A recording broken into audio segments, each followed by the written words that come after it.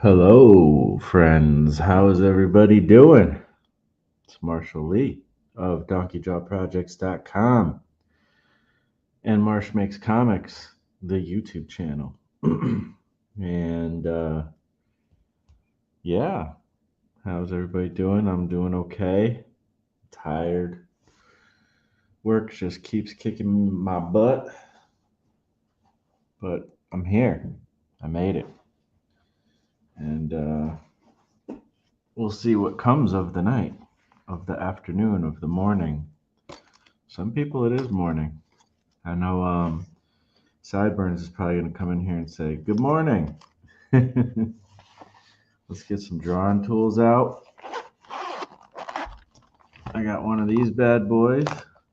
It's got lots of cool pens and pencils and maybe too much stuff, to be honest. Like, do I really need all this? You know? I don't know. Sometimes I'm more a collector of art of art supplies than a artist. I feel like. You guys feel like that ever? Yeah, I don't know. Here's my sketchbook. Let's see, is there anything I need to... Got my sketchbook. We're gonna get to some drawing tonight. Let's just freaking draw. You and I, just on our own, hanging out, drawing. What are we gonna draw? I don't know. We'll figure it out though. We shall figure it out. What are we gonna talk about? I don't know. We're gonna figure it out though. my, I gotta think I gotta move my camera so that. Sorry, there's gonna be a loud screechy sound. Do.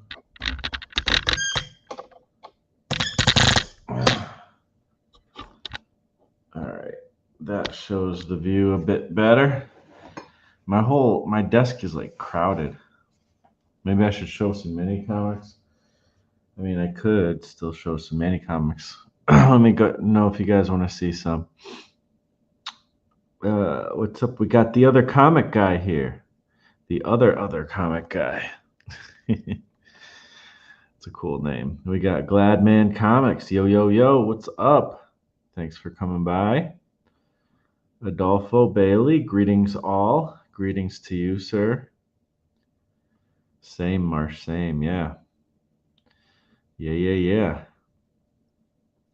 Let's see. Guess I can't type yet. I know, right? Sometimes it's hard. Oh, Barack, what's up? Hello, everybody. I hope everybody's doing well today. Let's see. What is it? Tuesday? It's Tuesday. And time to put on your shoes day. Today is the day that you need to find out that inspiration is in your butt. Dede Willingham. Her quote is awesome. And inspiration is in your butt. And that's what I'm doing today. I'm getting my butt in the chair. Because to be honest, I didn't feel very motivated. Let's put it that way. I like hanging out with you guys. That I don't want to say I didn't want to hang out with you guys because that's not true. But, I'm tired. Work, work, work. But I got my water, my seltzery fizzy water. I got my butt in the chair. And we're going to draw like we just don't care. Because maybe sometimes we just don't care. Am I being a downer? I hope not. What should be my weapon of choice tonight? I'm going to draw with a pen. I know that. I'll probably just draw with the pen I like drawing with. Why not? Is this the one? This is kind of my favorite pen. And I need to get more because I only have one at the moment. Can we focus here? I got like autofocus on, so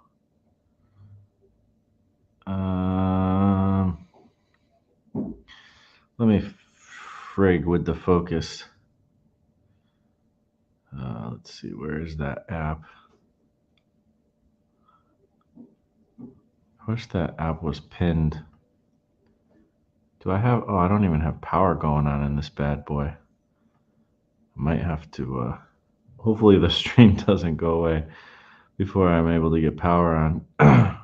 It's not that hard. I could just get there. Let's see, where is, I need the app that makes me be able to focus. And to do that, I gotta press this launchpad button and find it. Can I put it in the dock? Probably not, because I put too much stuff in the dock. Looks like I can. All right. Okay. Now we can take off the autofocus. And, oh, now it's focusing. Now you want to focus. Fudanasaki, brush pen, Tombow. I don't know, like, oh, it's water based though. That's not, well, I mean, it's not bad. It's just you got to know that. It's got a soft tip, but it's like this, it's not a soft, it's like a hard tip that flexes. I like these kind of ink pens that have hard tips but they flex, so you can use them almost like it's a regular hard tip, but then you can, you put a little pressure on it and it's basically a brush, It's like a brush for people who are afraid to use a real brush. I'm not afraid to use a real brush, but like I have, I must have in here. I don't know why I would. I don't have it right here, but I do have this, the Pentel brush pen, which probably doesn't have any ink in it and is dried up. And yeah, it's got a little dry brush effect going, but that wouldn't last for too long. And I've done stuff with this, but it's such a, like the tip is so loose that, and you need to use their ink with it. And I don't know, maybe I'll get back into it one day, but it's a little bit too loose for me. So I don't really use it so much anymore. But I mean, that's how I, inked this whole comic with that brush, and other, and you can see my lines are kind of wonky and all over the place. So, but I still like what I did, So, but this one I just feel like I have more control over. Either this, this is my favorite tool, or just any old big pen that's laying around, any old ballpoint pen. That's my other favorite tool. So, yeah. What else we got? Hanging out is cool. No pressure, bruh. Yeah, man. I mean, I'm doing my best. I'm trying to be inspired, Nathan Rosario, what is up? Hello, everyone. Thank you for coming by, sir. No pressure, yeah. Let's see, what else? What are you guys up to today? All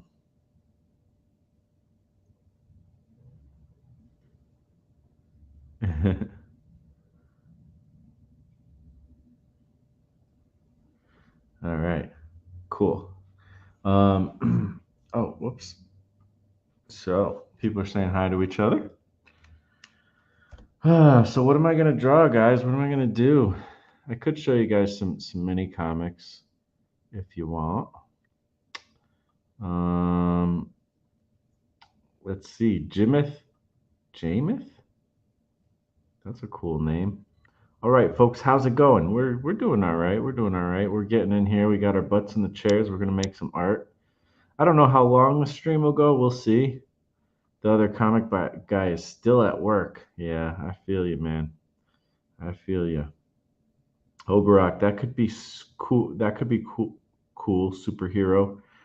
Wrenchman. Oh yeah, Wrenchman, the superhero with power to turn any body part into a wrench. Oh my gosh. Oh, all right. That would be interesting. Uh, Minis and monsters.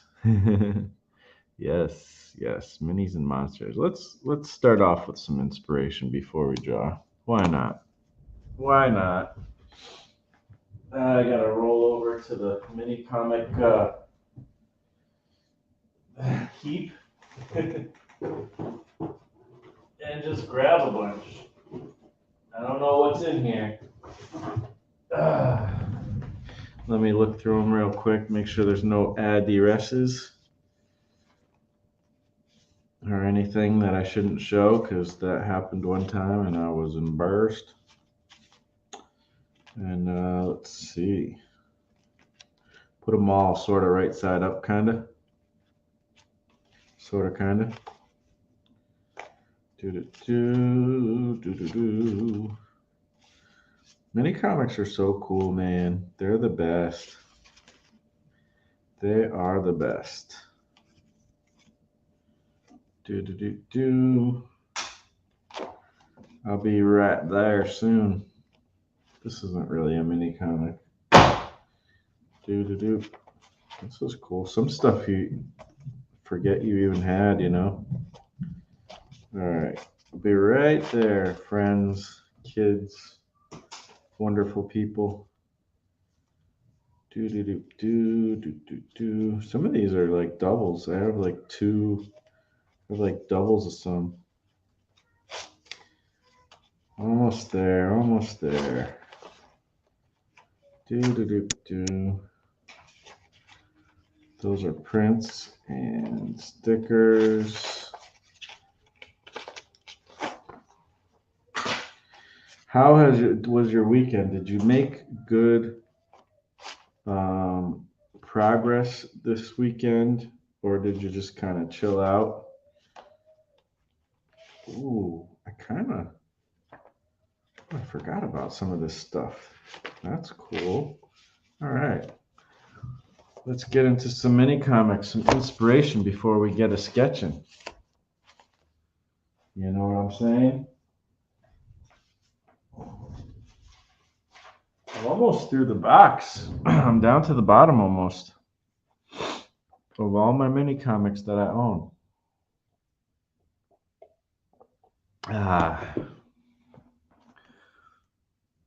Have you guys been keeping warm? It's been getting colder out. All the people are doing the Halloween decoraciones. And let's mess with the white balance here a bit, because I feel like it's screwy. Screwy. Do. That's better, right? No. Maybe the light is too bright lights. Oh my gosh. If you hear like cans rattling around, I need to clean.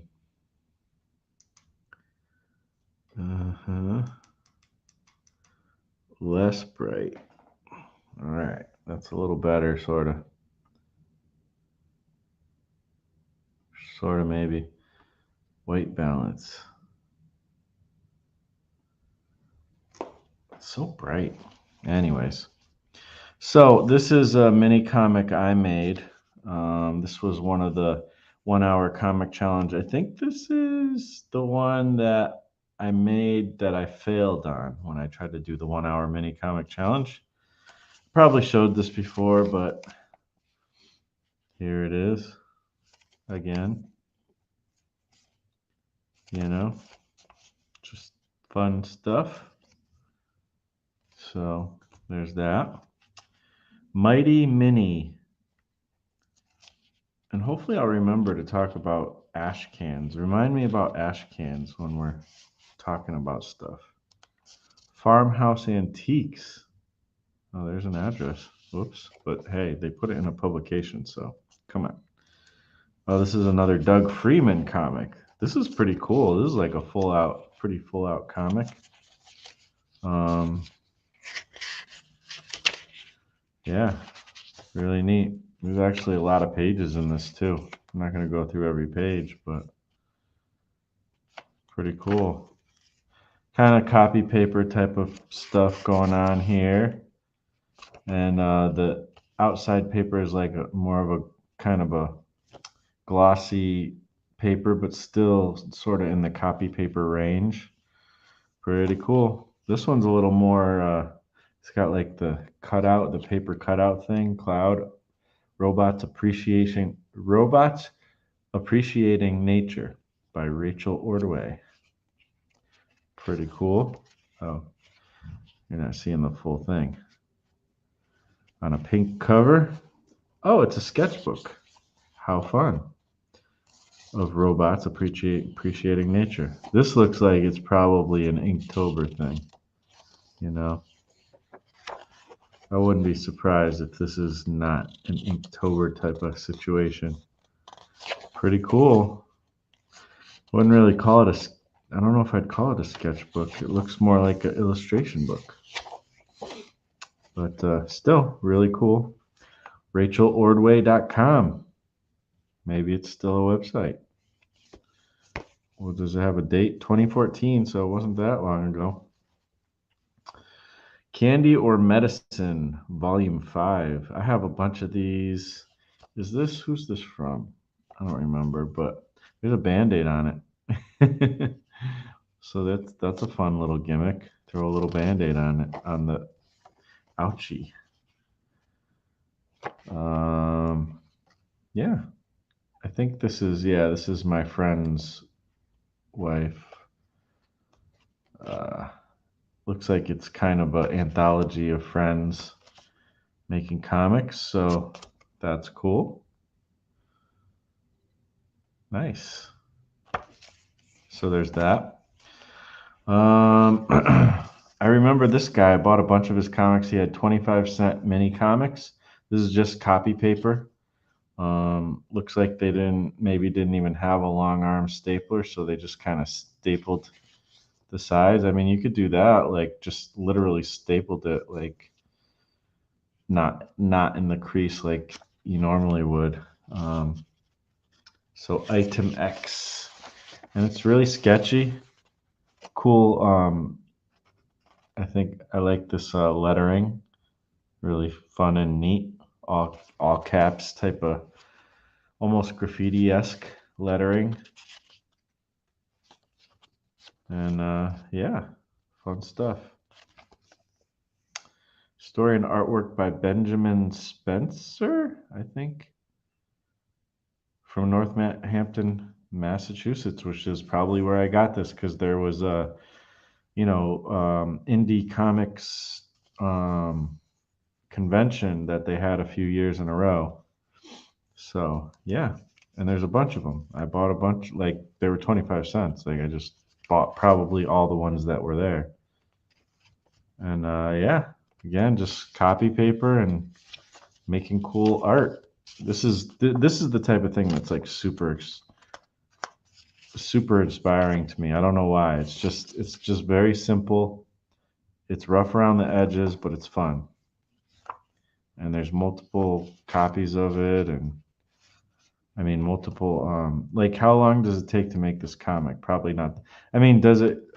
It's a little bit debatable on whether you call it a comic because it's all one panel each, but you know, I wouldn't not call it a comic, but I like to see a couple panel, at least like a few panels on a page, but sometimes I feel a little finicky about that, but I don't think it really matters. Like, to me, it's still a comic, so whatever. Who cares? Yeah, just some more fun little. I mean, all of this is like really inspirational to me. I love it. So, yeah. My buddy Rob Stenzinger, Zoe's Big Feelings About School. Comic about a little kid going to school for the first time. You know?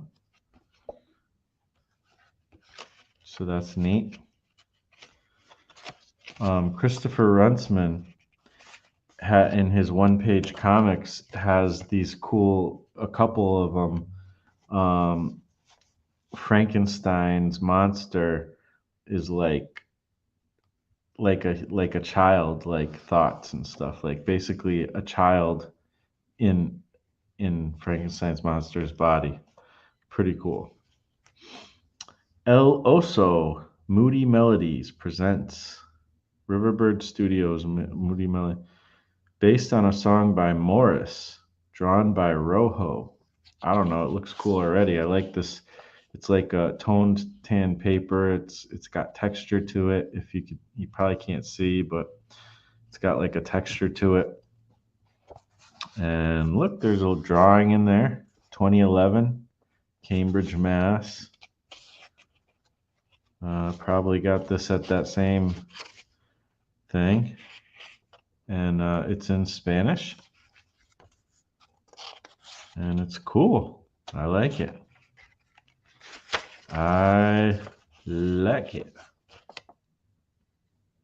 It's kind of funny because it's in Spanish, but like, the kind of title stuff is in English, which is interesting. $2. There's a $2 price tag on this. Hey, well, cool. Making some some profit, yo.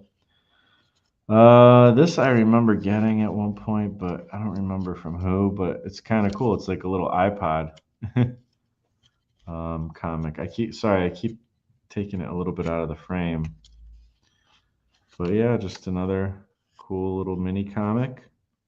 Very small, you know. Ooh, this one even says for Marshall, enjoy. So that's cool. I don't remember exactly where I got it, but you can see how big this is. Very small. That's my hand. I have relatively big hands, I guess, but Nathan Kittler, the littlest elder god. So here's some Lovecrafty and Cthulhu stuff, I guess, huh? Look at that cute little Cthulhu. Is that how cute Lovecraft described him? For Marshall, Nathan. That's so cool. I love it. A little bit of Cthulhu never hurt. A little cute Cthulhu. Cute Cthulhu. I mean, I don't know. This is the type of stuff. You could just make anything. It's so cool. A Day in the Life of Cute Cthulhu from Nathan Kittler. Cool stuff. Once again, we got Jason Alexander and Aaron Guzman, Monkey Wrench and Fogbreaker, doing some more comics together, mini comics. I got a lot of these, y'all. Todd, again, my friend Todd Webb, the guy who kind of got me into mini comics, toddbot.com. That is still a site, I'm pretty sure. I go to every once in a while. He never stops like adding to that site, like as long as I've known him, for like 20 years. He's a very consistent person, and I'm doing it upside down, I guess, but oh yeah, loose ends. So this is just little, extra kind of stuff, I guess. Cool. Usagi Yojimbo. Now, this is not technically a mini comic. It's a one-shot free ash can. I don't know where I got this, but I have it. So that's cool. I mean, everybody knows what this is all about or who this is, So that's cool. I don't think, is his comics usually in color? I don't think I don't know. I have some manga, like digest style comics of his, and they are black and white. So I don't know. But maybe that's just those versions. So this is neat. Pretty cool. Free comic book day. The Cartoon Journal of Todd Webb, collecting strips from February 23 to June 5 of 2003. I might be in this one.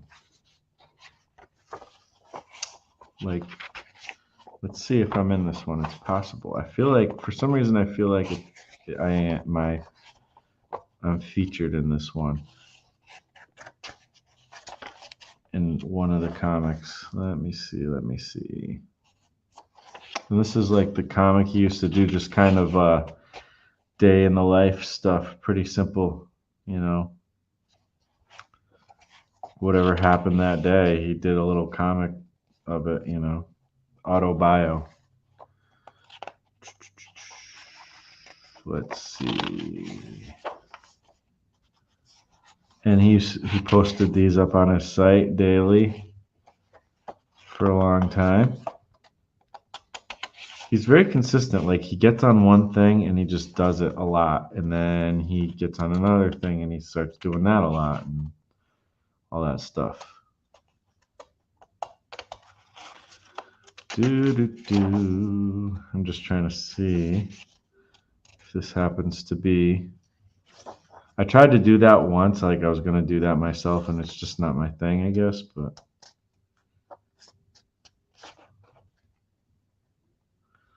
Yeah, this isn't one that I was involved in, but that's cool. No problem. Really cool, though. Fun stuff. Oh, we got more Jason Alexander and Aaron Guzman. More awesome stuff. And we got The Dark Rider by Peter Seckler, a mini comic. Awesome, awesome. Little Western action. Pretty neat. And we got Jacob Moore. The Adventures of Toady, created by Jacob Moore. Some more fun stuff. To be continued. Dave Hingley. This is, I showed this comic before already, but this is, I think, his first mini comic. And there's more Dave Hingley. He sent me just so many comics, which is cool that he made. I love it. You know, this one I showed in the last stream, Star Cats. I guess I have doubles of some of these comics, apparently. I really like it. I think it's awesome. That was by someone. Forget exactly who. Dave Hingley again. Circumference. I mean, I love this stuff. Like, this is my favorite kind of thing. These kind of simple. Is this another Peter Seckler? I think this is another Peter Seckler comic. Lies. Shakespeare. It's by Shakespeare. Did you guys know Shakespeare makes mini comics? That's cool. Bad Signal. This is a Peter Seckler comic. Ooh, using a little gray tone wash. Pretty neat.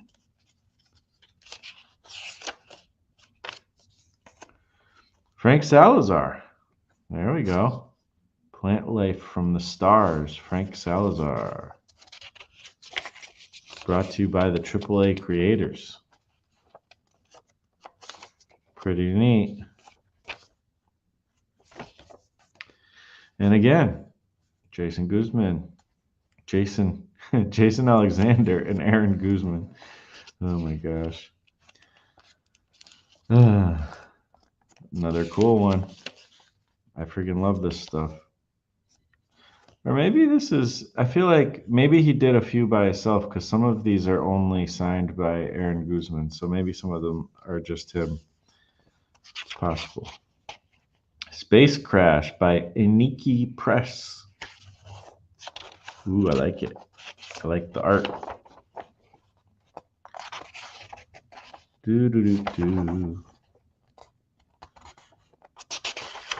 It's a fun little space adventure, yo.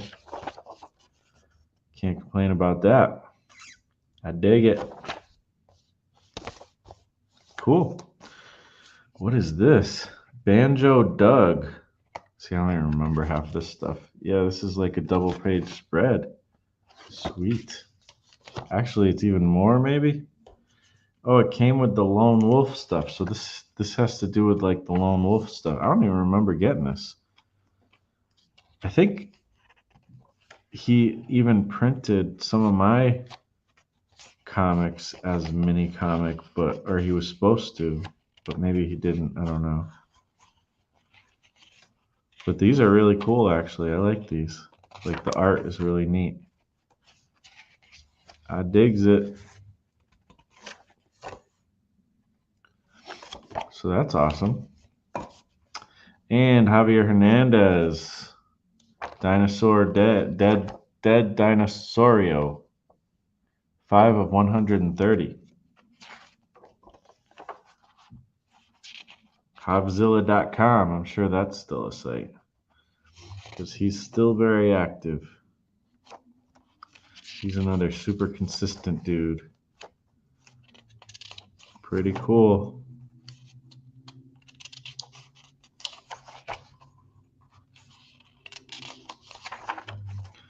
Kind of reminds me.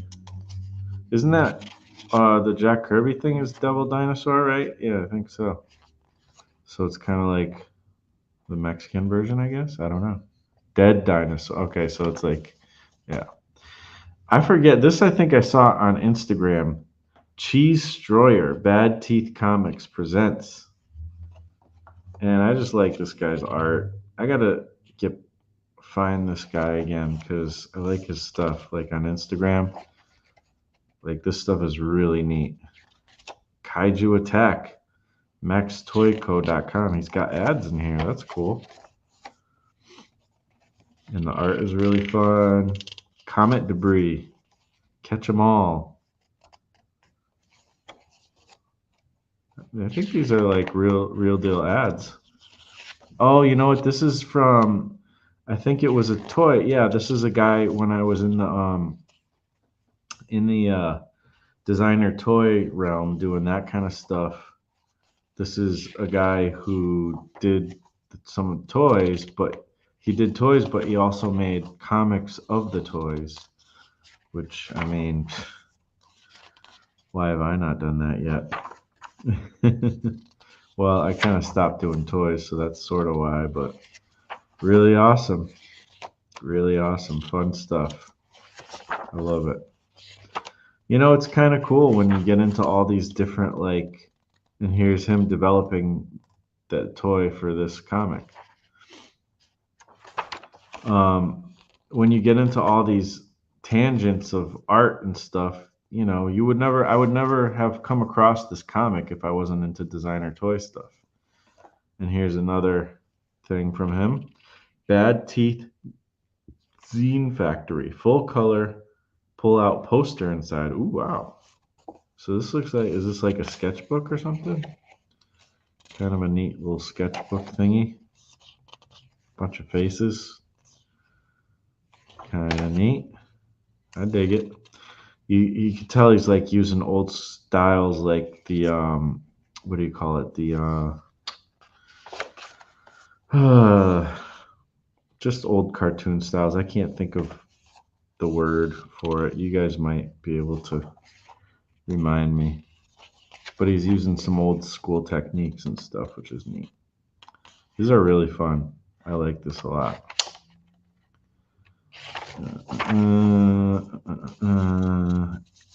From sketchy to designy to all kinds of different things going on.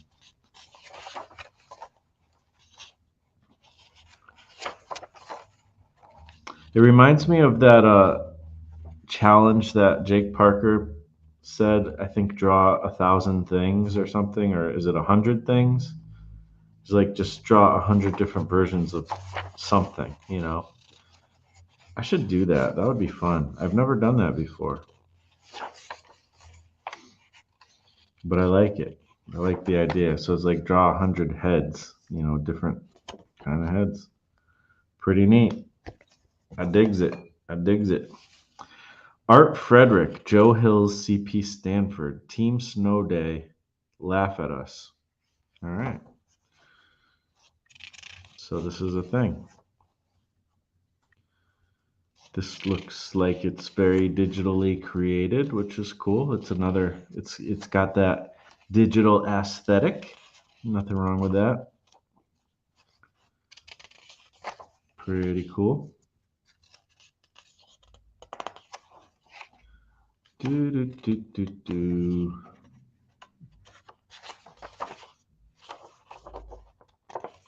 Cool stuff. And we'll finish it off with another Todd Webb comic, 24-hour comic by Todd Webb, Duncan, and The Game of Life, Cornerstone Comics. So apparently this is one of his 24-hour comics, did in 1999. So you can publish your 24-hour comic if you want.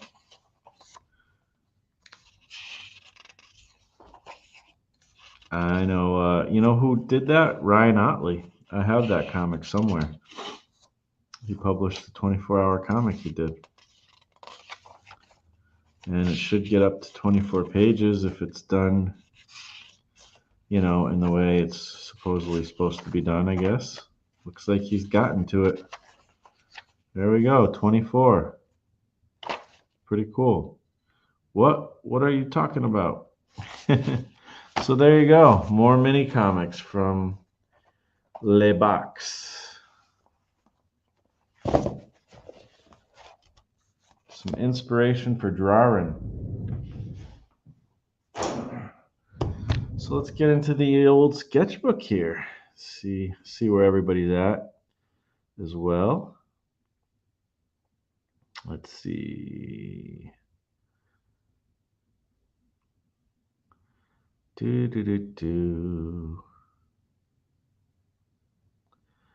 Everybody saying hello to each other.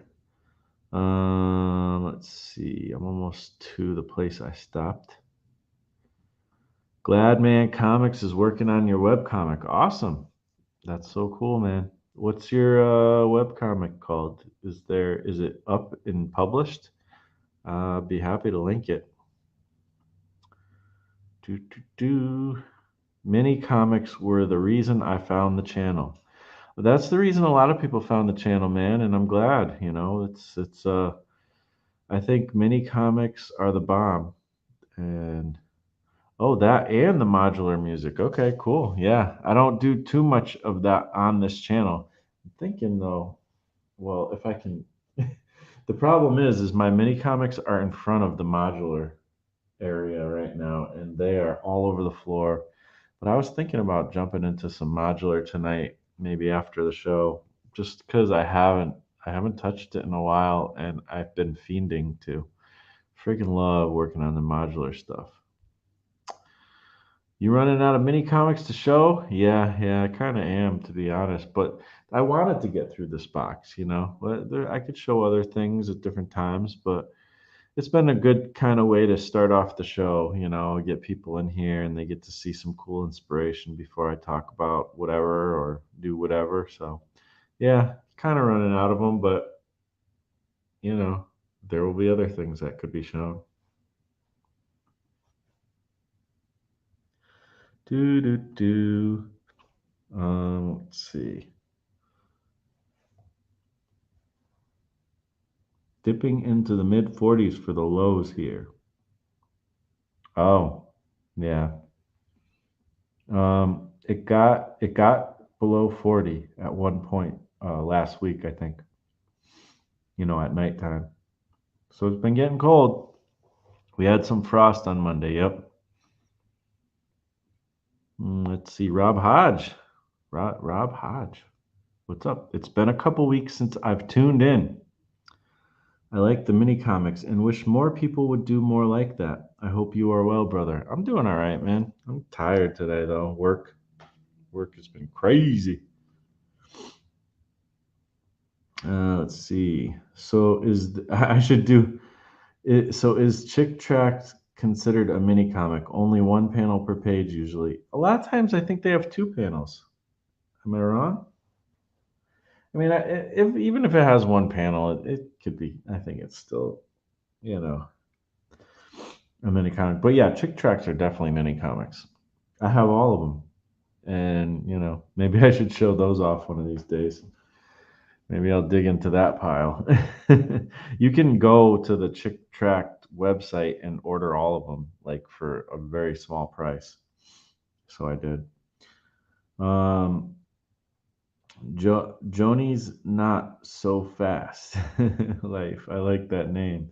Very clever. Hello, Marsh and everyone in the chat. Thanks for coming in, hanging out. I think chick tracts count as comics, usually terrible ones though. They are interesting. I was thinking of making my own chick tract, uh, and I still might one day. Let's see. Cute Thulu, yes. And hello, Peter, by the way. Gary Hodges is here. We have another Hodges in the house. Well, one's Hodges, the other one's Hodge. What's up, dude? Thanks for coming in. We're going to be sketching and chatting tonight, and we'll see how long it goes. Like I said, I'm a little bit tired, so might not go for like the 4 hours I sometimes go. I really got to find like I have to get to the point where I've finished writing a script and getting into actually drawing comics. I don't know. That's the problem. Is like the only part I feel like of making comics that I can stream while doing is probably the inking stage. I mean, man, um, Joshua Kimball streams like the thumbnail stage, which that one I don't know if I could do. I mean, I'll have to experiment and try. But yeah. Cthulhu is cute until he destroys the world. Well, yeah, that kind of puts a damper on things, right? Uh-huh.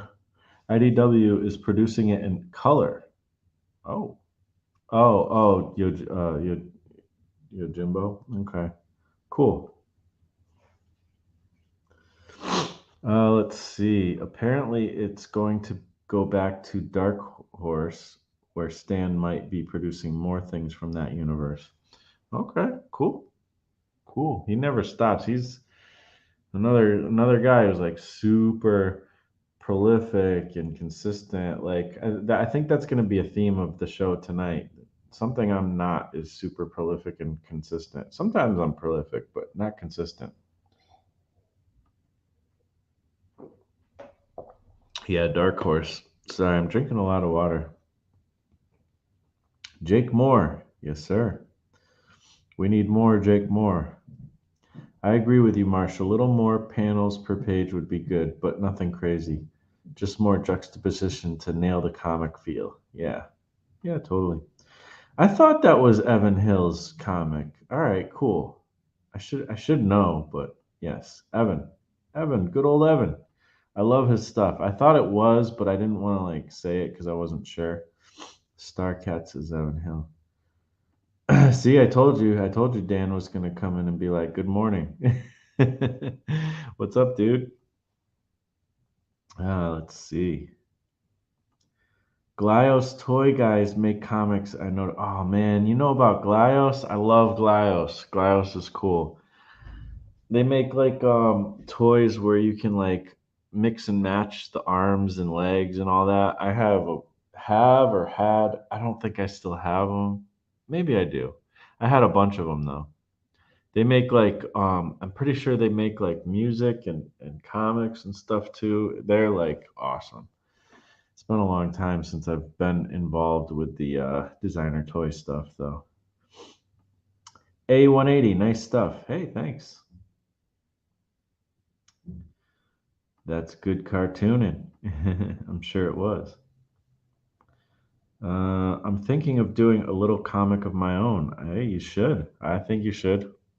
I'm thinking of doing some comics too. Just one of these days. I mean, I've done comics and I'm going to do more, hopefully, if all goes well. I mean, the show is the channel is called Marsh Makes Comics, but sometimes I'm not. I mean, this is the latest comic I made. It wasn't that long ago. It was a couple weeks ago, right? Kaiju seem fun to draw, especially if you're in the mood to break stuff. I am always in the mood to break stuff after work. Yes. It's not in focus. It's not in focus. And the autofocus is on, so how could it not be in focus? It's because autofocus is not good. There we go. That's so much better. Landon Huber in the house. Hey, Marsh, did you ever get a chance to check out Robots in the Zone? I don't know what that is, man. So, no. Is it cool? Yeah, Marsh, the most I can do while talking is lay out my panels and drop in dialogue. Oh, okay. Anything more involved than that, I'll either screw up drawing or screw up talking. Huh. Yeah, I don't know. I could do inking, but I guess I probably would do better inking if I was, fully. Um, I don't know. It depends. It's not like my inking is super great, anyways. El Babo, hello. Hello, El Babo. Also, want to drop that all y'all should check out the Tarako cast on the 30th this month. I'll be on with Frank. Uh-oh. There's going to be an all-out war on the Tarako cast. All right. We got to check that out. Adam Lore, what comic book projects are you considering doing next? Well, I'm glad you asked. I'm kind of thinking a little bit differently than I was, say, a month ago. So we'll be getting into that as I draw something. I don't know what. But thank you for asking. I'm gonna get into it. Gladman Comics. They'll also be on my website, gladmancomics.com, eventually. Okay, so they're not published yet. Robots in the Zone is an awesome rap rock musical group. Check them out on YouTube. Okay, cool. That's what's up. Let me write it down so I will maybe hopefully remember. Oh my gosh, my studio's a mess again. My studio is a mess again.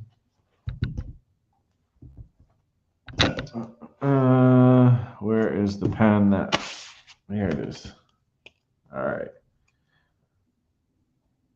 Robots in disguise. In the Zone. On YouTube's. I wrote it down.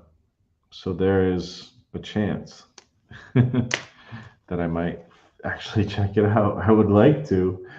I just suck at doing everything sometimes. Thank you for the suggestion.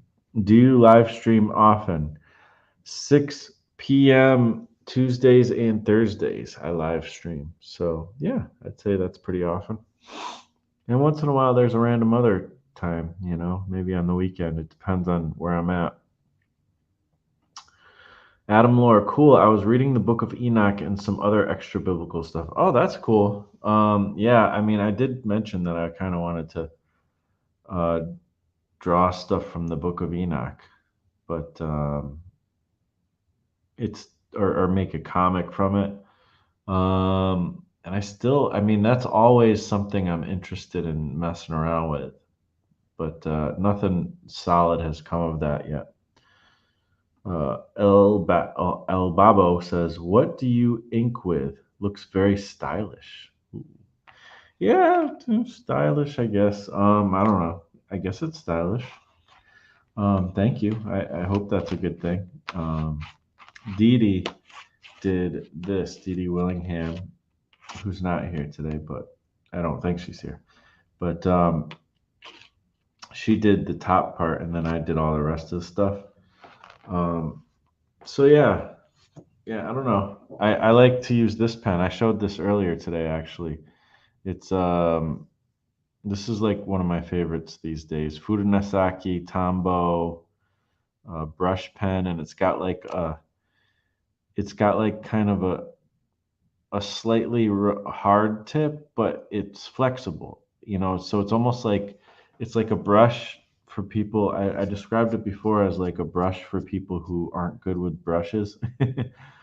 I mean, it just has some resistance, and it's not as you know you just don't like you can have more control with it, and that's better for somebody like me um who doesn't do the best. I mean, I don't know, using an actual brush is fun too, but I might not. Let's see, is this any good? This is actually a pretty cool brush. This is more like the Pentel brush pen, where it's like it's very it's so like flexible that um I mean, you can get beautiful lines with it.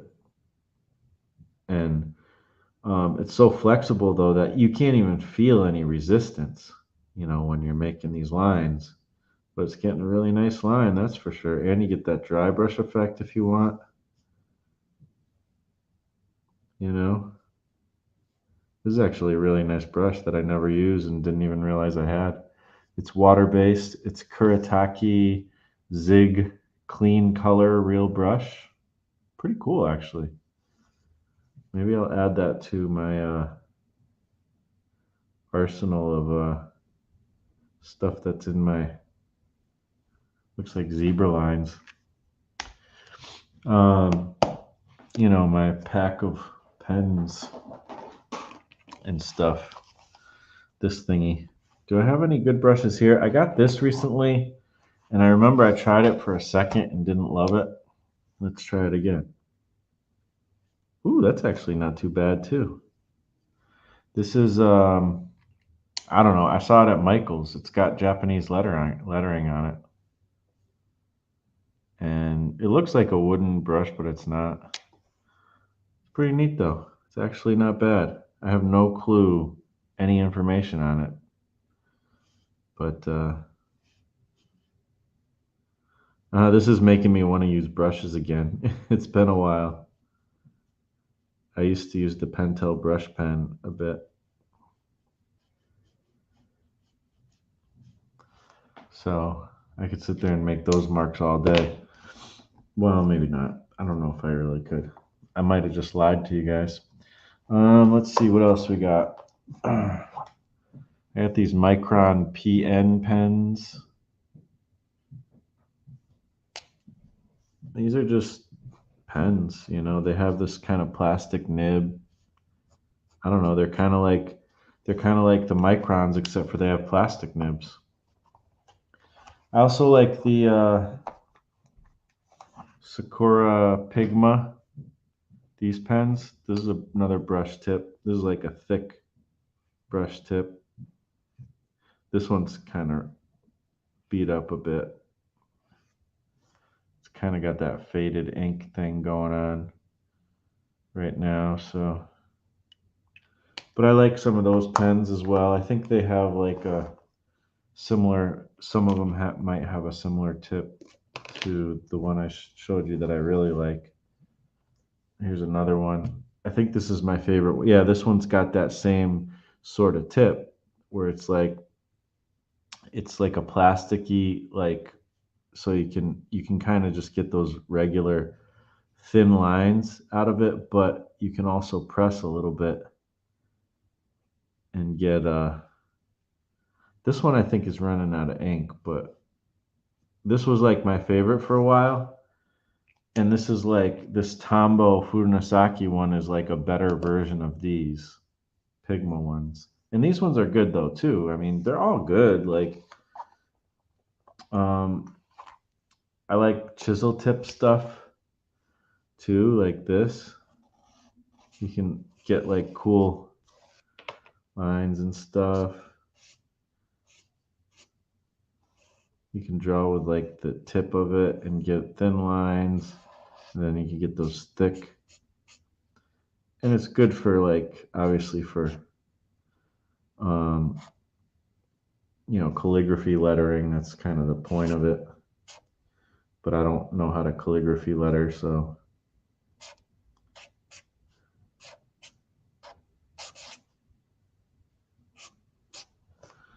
yeah. Or graffiti lettering.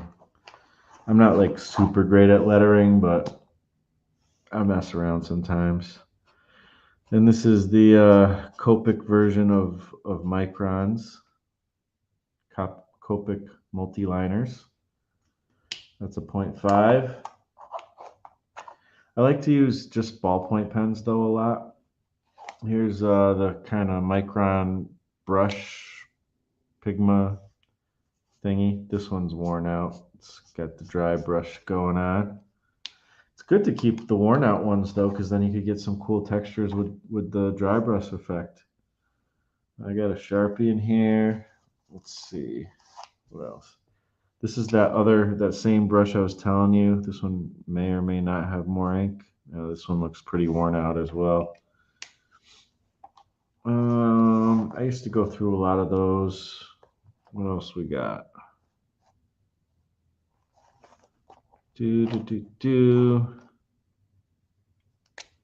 What's this one?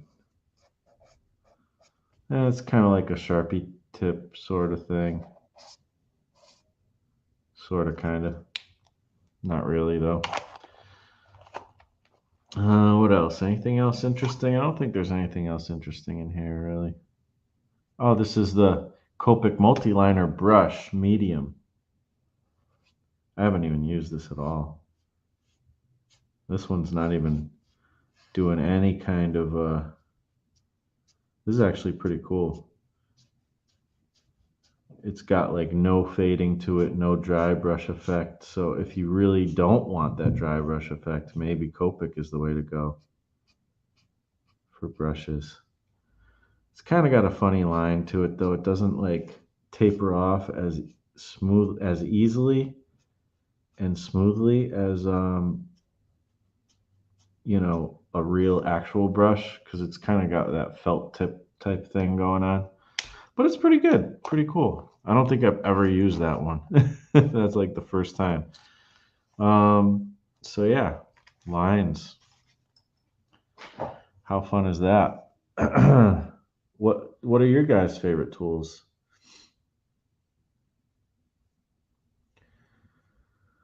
Do.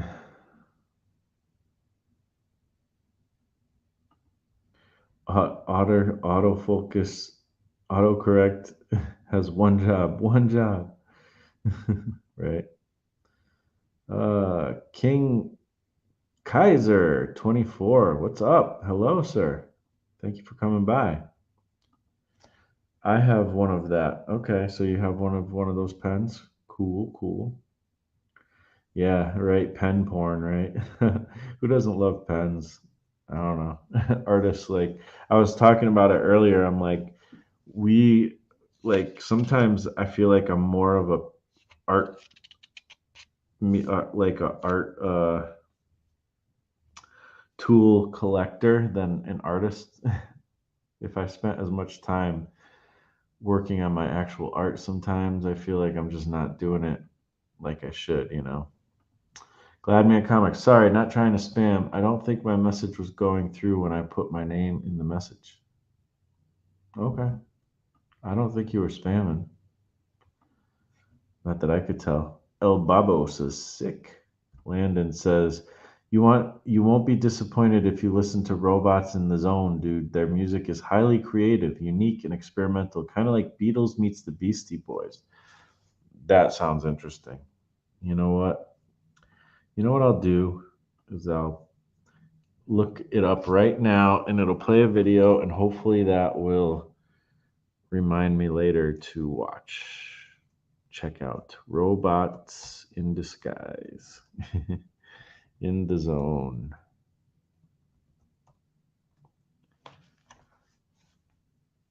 Cool. Robots in the Zone. Subscribing. Because why not? All right, I played something, so hopefully I'll remember to listen to that later because it sounds interesting from that description for sure. Where do you buy your art supplies?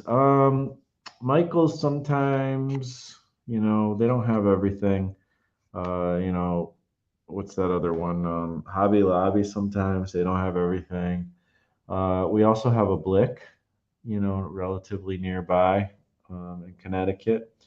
Um, that's a great art store. We also have Jerry's Artorama, which I think is like in other places too.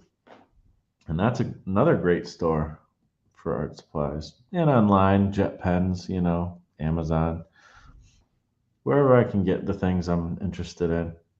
Damn, I gotta go wash me some dishes, but I'll be right back. Hello, everyone, by the way. What's up, Tahiki? Hey, I gotta wash the dishes too, probably after this stream. Let's see. El Babo, I use a fountain pen, but seeing brush pens at work really makes me want to try them. Very, very pretty lines. I know, right? Very pretty lines. They're even prettier in the hand of somebody who knows how to use them, not like me.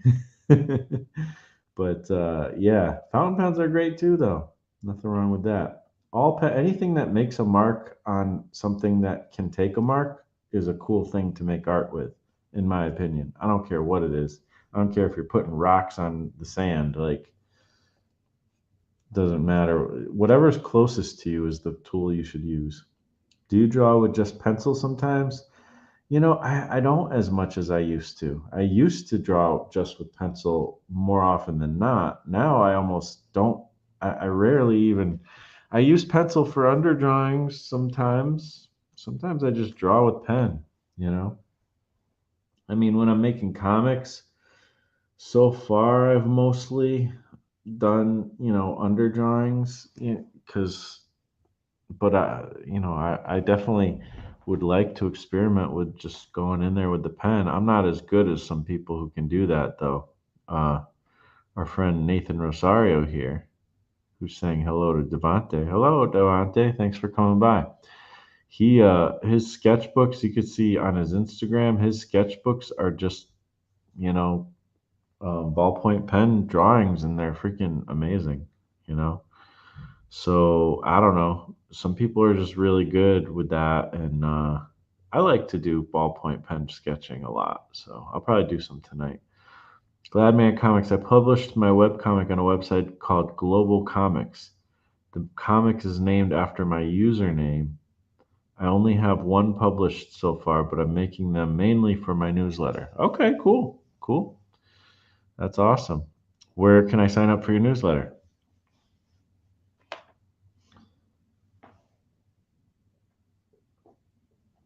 Speaking of that, there's a newsletter you guys can sign up for, and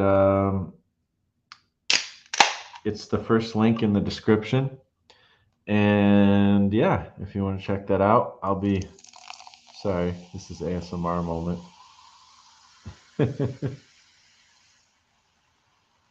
um, I will be sending out some stuff soon. So yeah, I guess I'm feeling dehydrated. I'm drinking a lot of water. Ever use Ames lettering guide to letter any of your comics? No, because I don't even know how to use it. I have one somewhere. It's like a cheap one though. I don't think it's the one professionals use. Because it doesn't. I don't even know what to do with it honestly, and I feel like knowing me, I don't even like using rulers. So knowing me, I would probably not ever consistently use it. But I don't know. You never know. One day I'll have to try it. Thanks for the kind words, Marsh. You're welcome, sir. You know I love your art, man. I draw with just pencil, but I have been thinking of using pen. Well, you can do whatever you want, man. Like you don't have to draw. You could draw with whatever you want. People make comics just with pencil. I mean, it's not. It's not traditionally it's inked, but and you don't have. I'm not saying you're gonna necessarily have to make comics or anything either, but pencil drawing is just as valid as anything else, and it's pretty. There's some amazing stuff that's been done with just pencil, so I think it's awesome. Pencil smudges are really annoying. Which pens do you recommend? I mean, like I said, my favorite is right now currently is either the ballpoint pen, any regular ballpoint pen, or the Fudanasaki Tombow brush pen.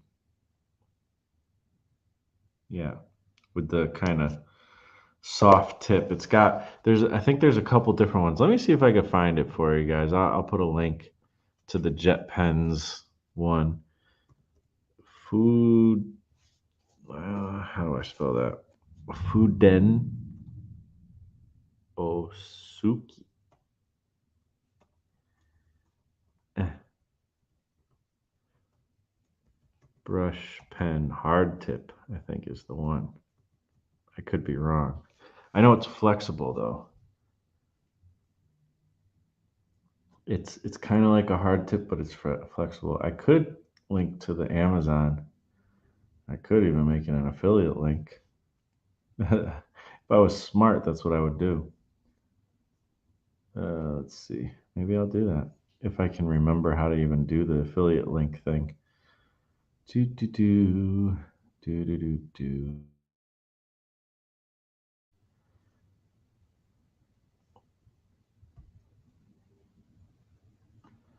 Uh, uh, uh, I should have like a list on my website. I used to. Maybe it's still there, and I just got to figure it out.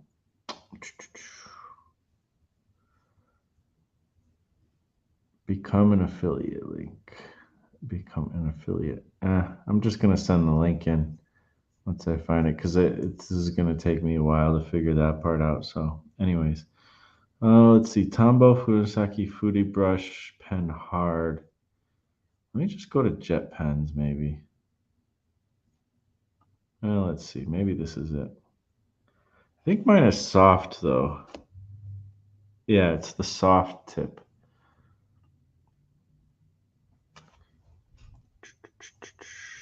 Soft tip.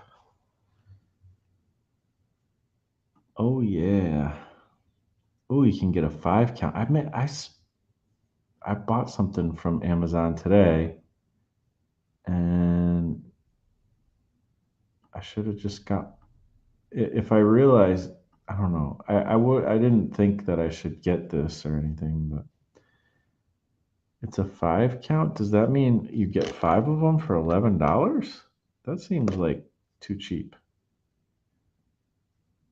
But maybe not. It says like 237, I think, per one. Oh yeah, you get five of them. That's pretty dope, yo. Huh.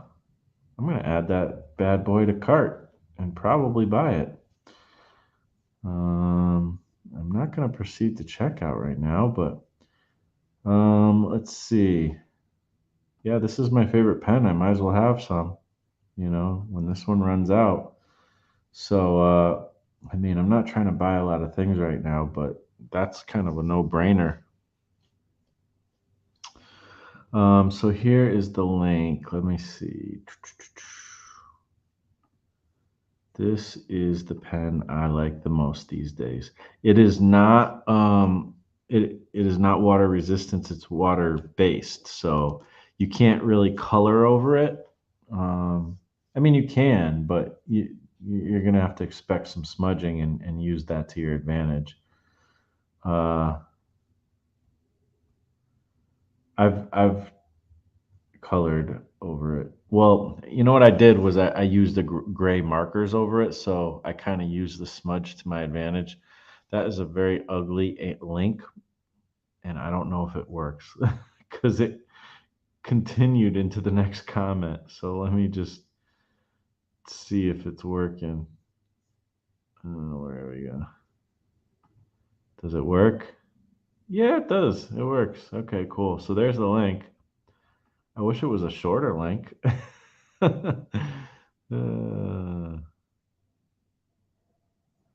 So yeah, that's the one I like. I can also send you a direct link on Instagram if that's easier. Yeah, that'll be fine. Send that over. I'll check it out. Chris is here. What's up? Hello, hello, hello. We're gonna get to some sketching here. The link works. Thank you, Nathan. All right, let's see. Let me go over to Instagram, see if he sent me something. And then I can put that link in. Gladman Comics.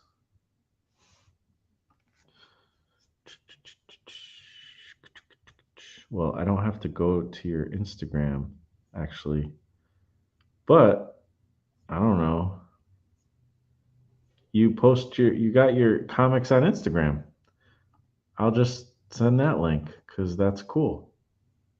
Let's share it a little bit. And they look freaking awesome, dude. Like your comics look sweet. Let's see. Present. Share screen. Chrome tab. Gladman Comics. Here we go. Check this out, y'all. This is Gladman Comic. I mean, just go to Instagram. I'm gonna put a link in the description. And you have a website too. What? And your website's doing things that are moving. Dude, you're like the man. This is awesome. Look at these. Comics are great. Awesome. Illustrator. This is a Valentine's Day comic. Like, this is great stuff, man. I love it. So there we go.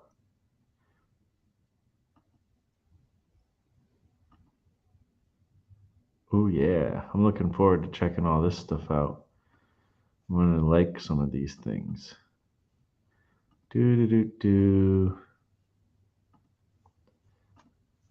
Mm-mm. Mm-mm. Okay, this is going to be boring for everybody. I'm sitting here liking things. And let's see. Let me stop sharing. Yeah, that was cool, actually. And here is his Instagram, IG. Everybody check out his stuff. Go subscribe and all that fun stuff.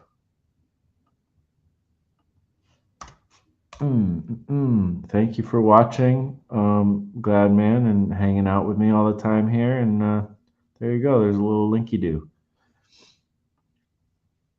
Let's see. Okay, and you sent me the thing to sign up for your mailing list, which I'm going to do right now, and I'll send that link over too.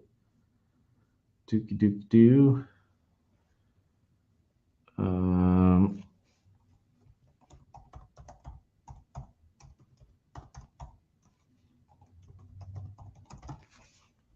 Subscribe. All right, cool. I've just subscribed to your mailing list, and here is the link if anybody else wants to subscribe to Gladman Comics newsletter. Cool beans. This is gonna be fun. There is the link, friends.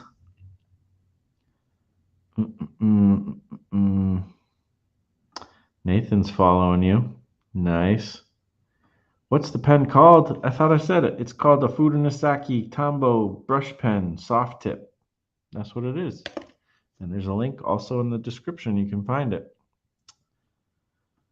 Anytime, Gladman Comics. I tried the link, but it didn't work on my end. Oh, sorry about that. Well, like I said, here, I'll write it down because it's easier to see here. Food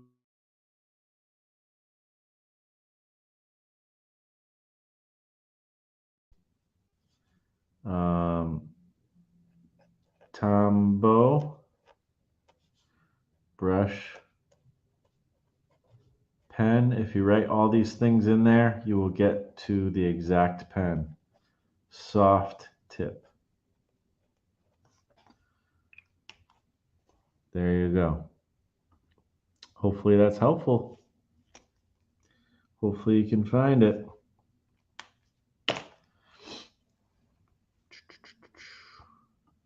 Rodolfo's following Gladman. Cool beans. Awesome. Sharing the love. All right, what should I draw, guys? I'm gonna get some sketching. I think I'm gonna go to Pinterest and just start sketching stuff and talking about things.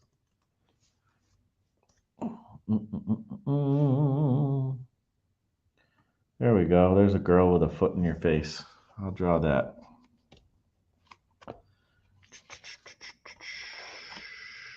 So let's see. We'll talk. Let me write a quick list of what we're going to talk about today. I'm going to just get the pen out for now. The trusty ballpoint saber,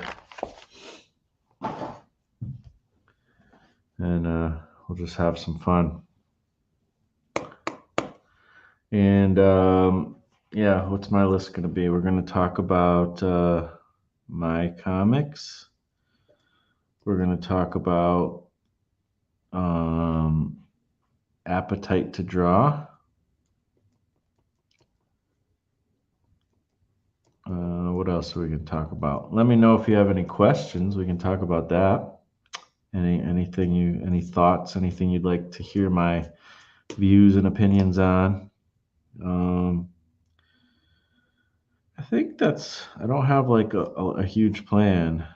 Oh yeah, IP, intellectual property.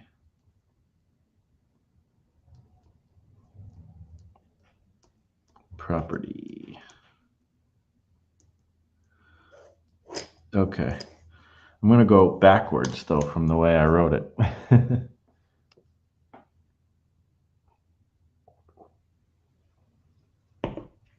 Okay. Let's get to sketching and talking. So, appetite to draw.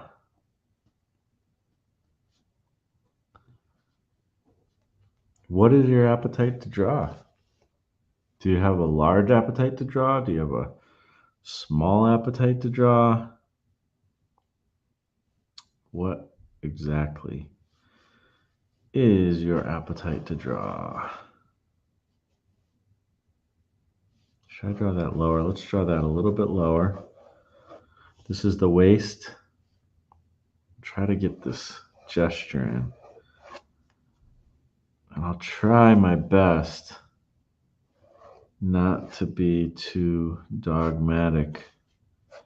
This one's a tough one to show weight because it's a weird angle.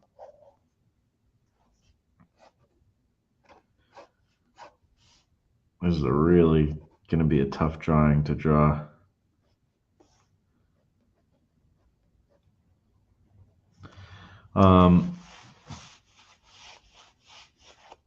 Because there's a lot of foreshortening going on here.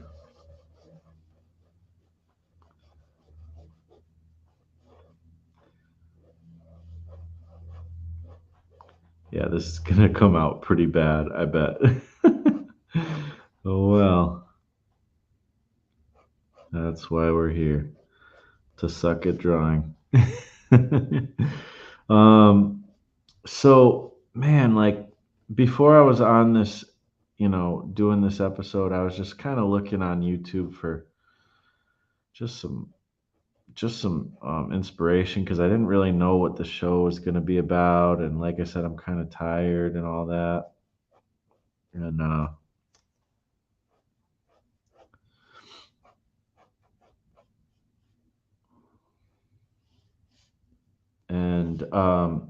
I just saw there was some videos I hadn't watched on Kayfabe's channel.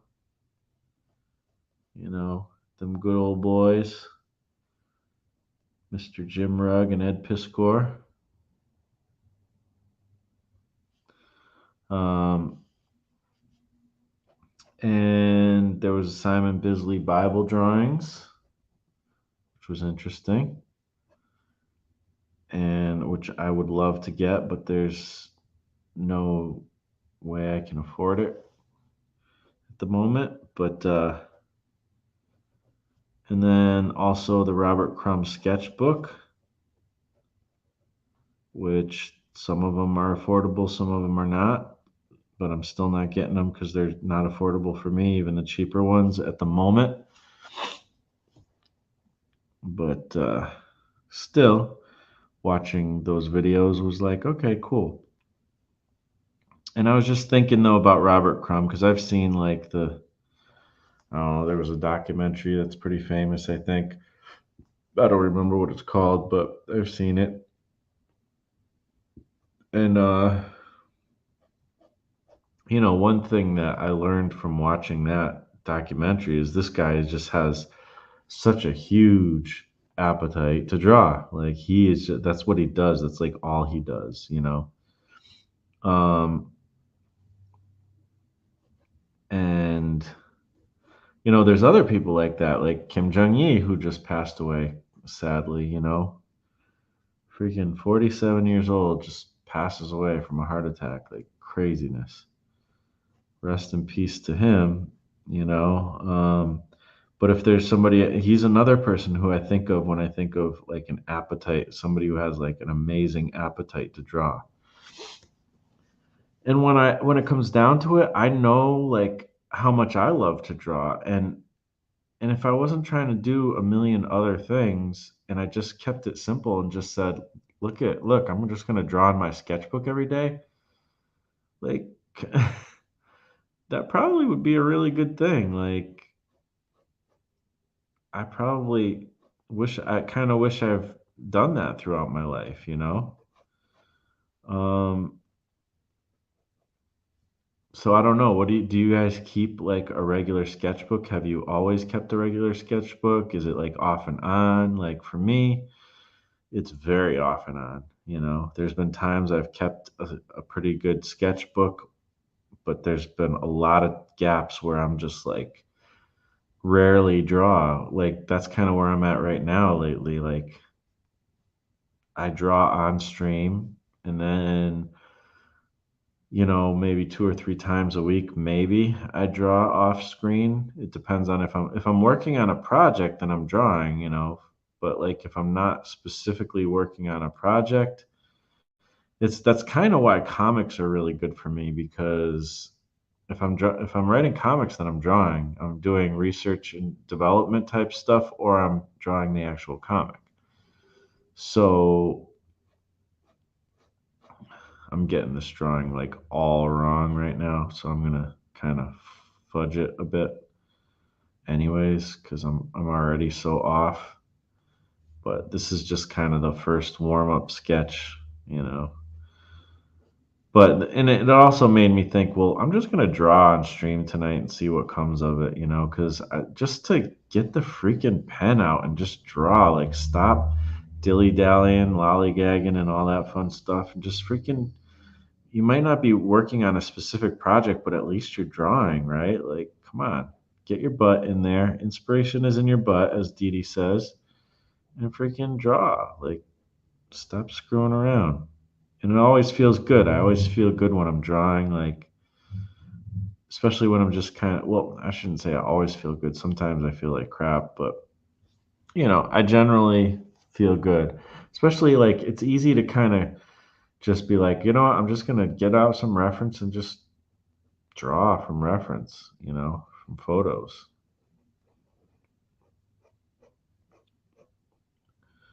And I like to just draw from photos. It's just easy. I don't have to use my brain that much. I just kind of look and draw what I see. And sometimes it comes out good, sometimes it comes out like crap. If it comes out like crap, just move on to the next one. If it comes out good, just move on to the next one. Like that's it really. And then eventually I either get tired or it's like, okay, now I have some ideas of what I want to actually draw for myself, like some stuff from imagination, or I've warmed up enough and I just start making variations on things and kind of drift into drawing my own thing, but I just don't do it enough. Like I should be trying to fill up sketchbooks all the time. And I also don't want to get into like this situation where I'm like shaming myself and being hard on myself because that's a problem too. Like if I'm not drawn, whatever. But like I don't know. I tend to get hard on myself because I want to be creative and be doing this stuff.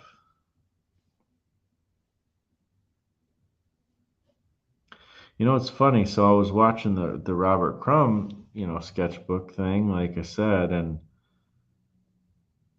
he actually draws more like older people and like fat people, and maybe I shouldn't say fat, I don't know, but like plump. And like I'm sitting here, I'm drawing, something from Pinterest that's like, it's this girl doing this kick or whatever. And it's like it is kind of more fun actually sometimes to draw like um plumper people like who have like wrinkles and there's more shapes going on, and I don't know, it's harder to draw somebody who's slim, sometimes, but not super important. But looking at Robert Crumb's stuff, I'm like, he just drew everything or anything, whatever was nearby him, he just drew it. Like I talk about like use whatever tool is closest to you. Maybe I should draw whatever thing is closest to me more often. Um, so yeah, I don't know. And then this is the hard part. She's got her foot here, this big foreshadowed foot. But I kind of wish, like, I remember watching that documentary and being like, oh man, like, I wish I was that kid. Like, I always was a kid who had a sketchbook and drew, but like, I wish I was that kid who just never stopped drawing, like, in my sketchbook.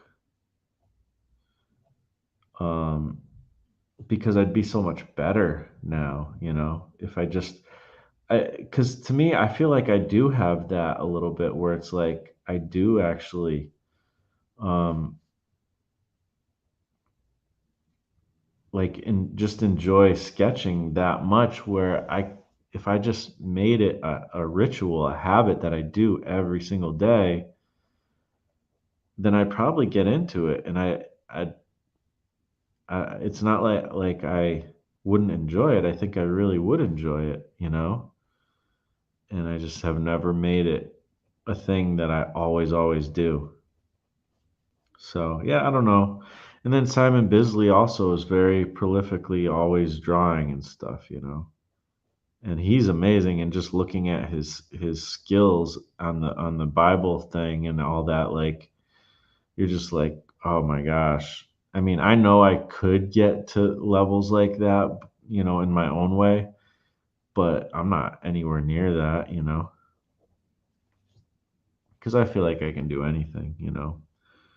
And I think we can. I think all of us can really do if we put our mind to it and we put our effort to it. Like no, none of that stuff is unattainable, I don't think. Like, but I mean, some people like got such a huge start on us, and they're so much more. They're consistently like I won't really ever catch up.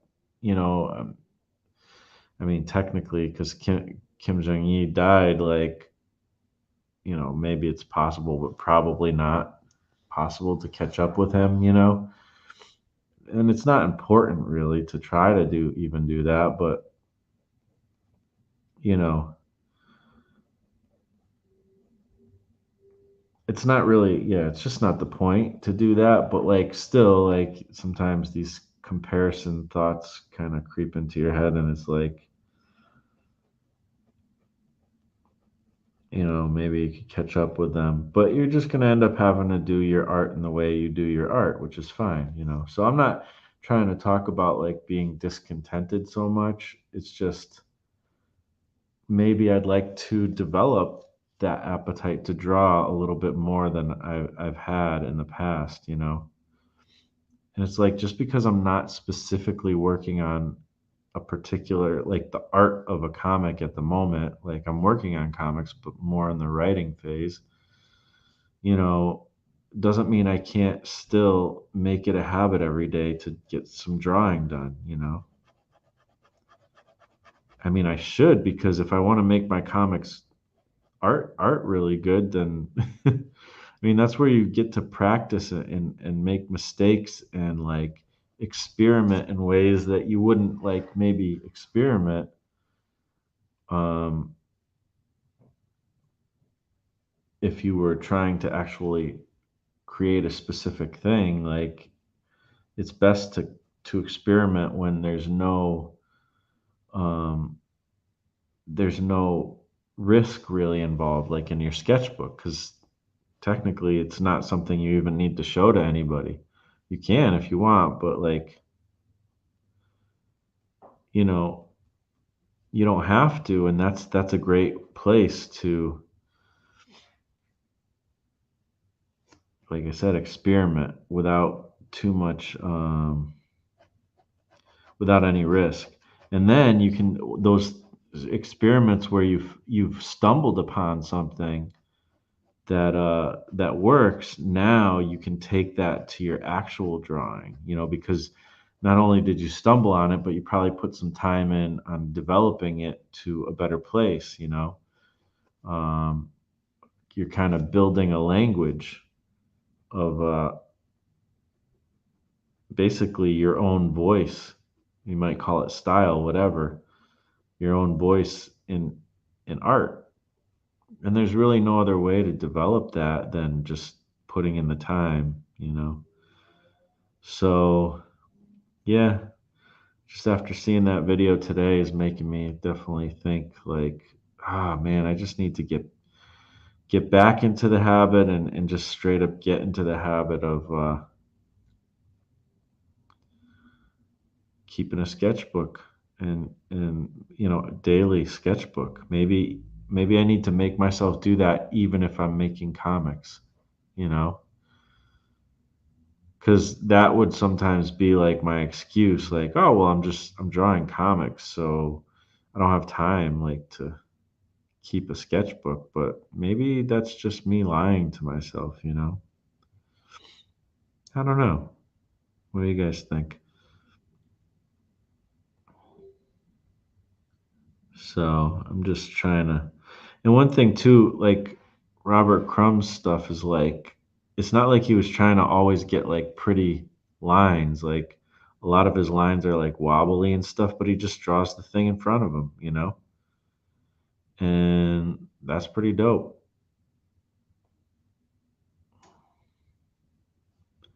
So that's kind of why I'm just like, just open up Pinterest and start drawing the thing that's there that looks interesting to you. Draw what's of interest from Pinterest. uh, Well, I guess it's not horrible, but it's pretty bad compared to the picture. Like the torso got too long, and some of these angles are just not right. But here, I'll show you guys the. I'll see if I can show you guys the thing I'm drawing from. Chrome tabs. We got Pinterest here. I don't know because it's in a different. Yeah, we still got Pinterest. All right, cool. So that's what I'm drawing from. It's a little sketch. It's the first sketch. It's nothing amazing, but it's a cool pose. Pretty cool pose. All right.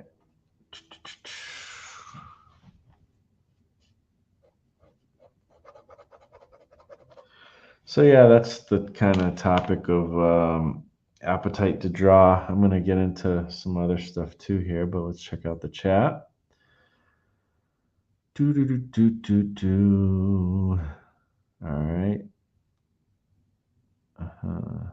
You're welcome. I'm glad. Hopefully, you were able to find that pen. The other comic guy says, "What's in your to be read pile for comics?" Oh my gosh, everything. Watchmen. Maybe one day I'll actually read Watchmen. Um, a lot of my friends' comics. I still got Sideburns comic I gotta read. This bad boy. You guys should check it out. Sideburns, also known as Mr. Dan. He has his character Duckling Star on his Instagram on a pumpkin. He carved it on a pumpkin. It's awesome. And he challenged me to carve one of my characters in a pumpkin, which I would like to do. So that's in my pile. Um, let's see. I happen to have some in my pile here. These Space Hawk comics, I only read some of them so far. This comic I bought, Mondo. These Peter Seckler comics that I have, I read some of them, but I didn't read all of them yet. Those are all in my pile of. This is actually one of my piles of comics to read. I have other ones. I have some of those Yosagi Yojimbo comics that I want to read. I mean, I just have so much stuff I want to read. I got another pile here. Like, I have piles upon piles of comics I want to read. You know? Oh goodness, I've shown these relatively recently. Rin Star. This is just a book I got from this vintage bookstore. It's just some old sci-fi thing. I don't know. The cover looks cool. I want to read it. Robo Hunter. I've looked at these comics a lot, but haven't read them. I want to read them. You know, comics like from Michael Hing, Troubleshooter. Like I haven't. I don't. If I read it, I don't remember. Like I know. I think I read the first one or something. But these are comics he sent me. Like I read this one, but that's super quick to read. But his troubleshooter ones, like I want to. If I have read them, I want to read them again. Like he's on the channel sometimes. This is his first troubleshooter comic. Like cool stuff. I want to read it. They're really big size. They're cool though. This is the prequel, which he did after the first book, but I want to read that. I got these. I don't know. I got these from a friend. These expansion comics. These are really cool by Matt Sheehan and Malachi Ward.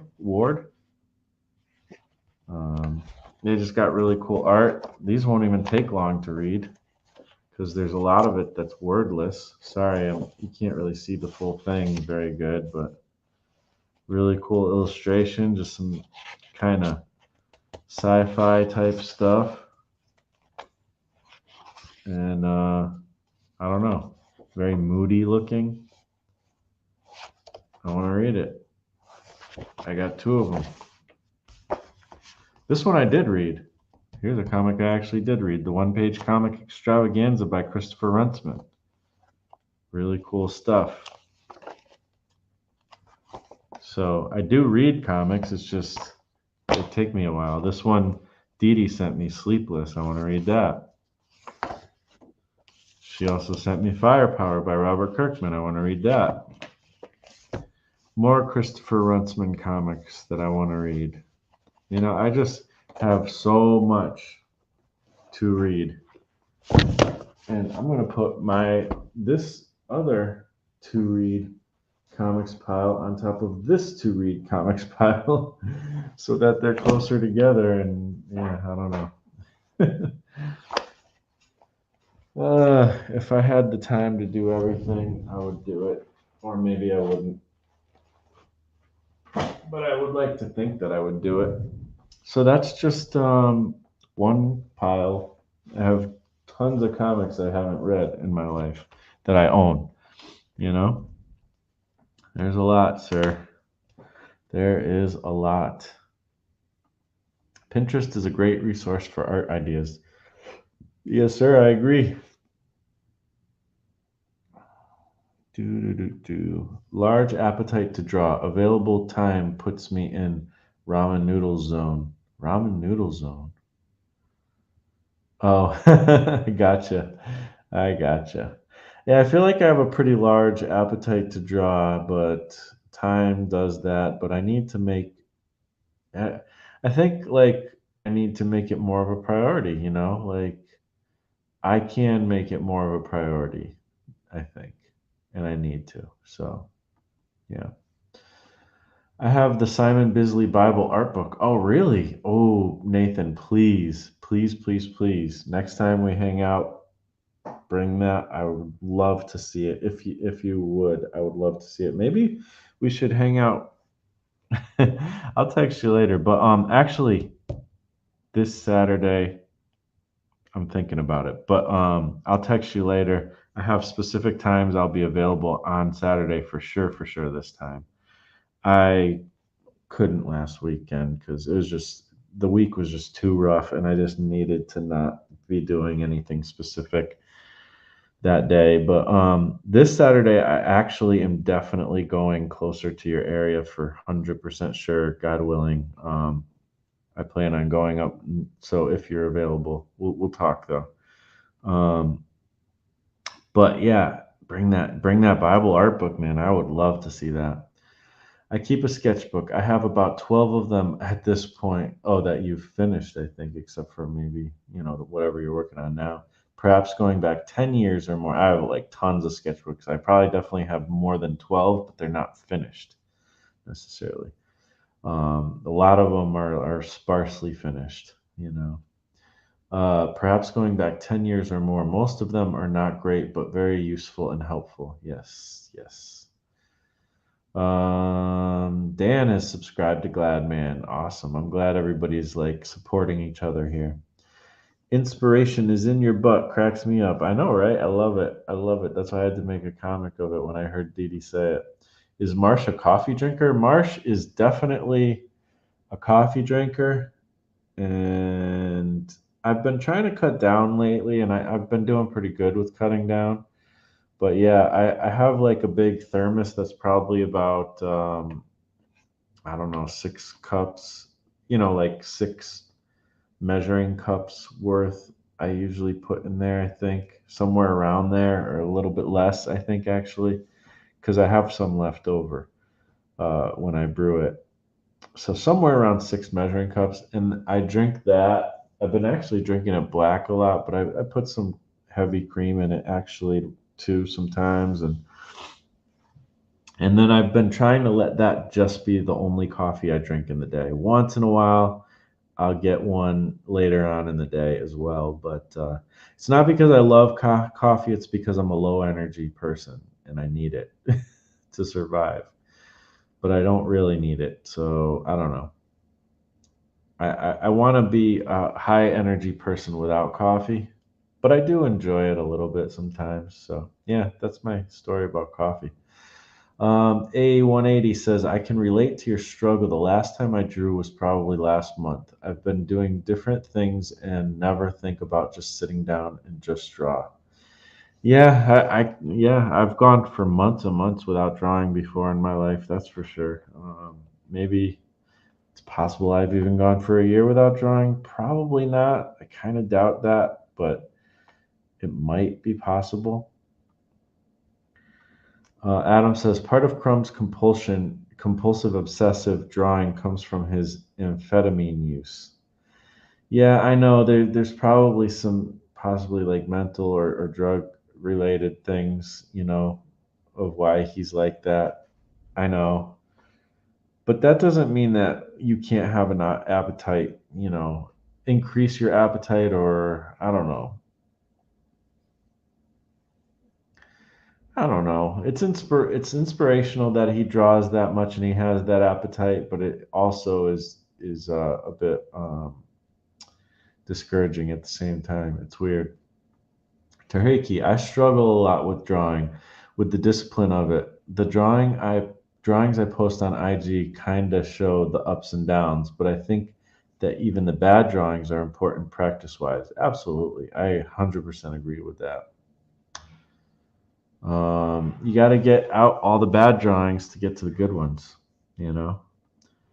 The Other Comic Guy, Power of Habit, a great audiobook for understanding habits and developing them. I wonder if I have that. I might have it, but I might not. But I agree that habits and routines, if they're not the same thing, they're both very helpful and like super, super helpful. The Power of Habit. Ooh, I think I might possibly have that one.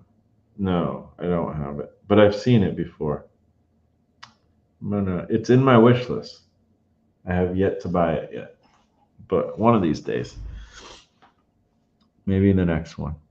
Although Gary Vaynerchuk came out with a new book, I think, and I might grab that because I freaking I love Crush It, and I love Thank You Economy.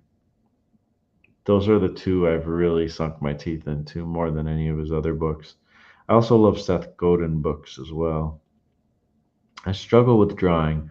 I can go long periods of time when I don't draw. It bothers me. I would like to be more consistent. Yeah, so it's crazy. Even somebody like you, who to me, like you're professional, you know, like I struggle to find a drawing in your sketchbook that you showed me that's not really good. Like obviously you're working out ideas, but even though the ideas that you don't go with, I really like, you know. Um, so it's kind of good to hear that even somebody who draws as well as you do, Nathan, um, also struggles. You know, and I don't want you to struggle. Like that's not what I mean by it. But like at the same time, there's a part of that that's a little bit encouraging. You know, but I think we all just the fact that we all struggle. It's universal, unless you're Kim Jong Un, which you know. But I don't know. I'm sure he struggles too, or did struggle, I should say. Oberak, need to sleep for work. Enjoy, everyone. Yes, yes. Thank you for hanging out. I need to sleep for work too at some point. Let's see. Tahiki, I also find it really hard to draw in a sketchbook. Got several half started ones. Me too. I rather prefer to draw and use scraps of paper. That I don't like doing. I don't know why, but for me, it just seems like less official. But I know that some people are like that. I know that I've heard Scott Serkland say many times that he does the same thing you do. He draws on scraps of paper, or you know, he just loose sheets. But I can't really.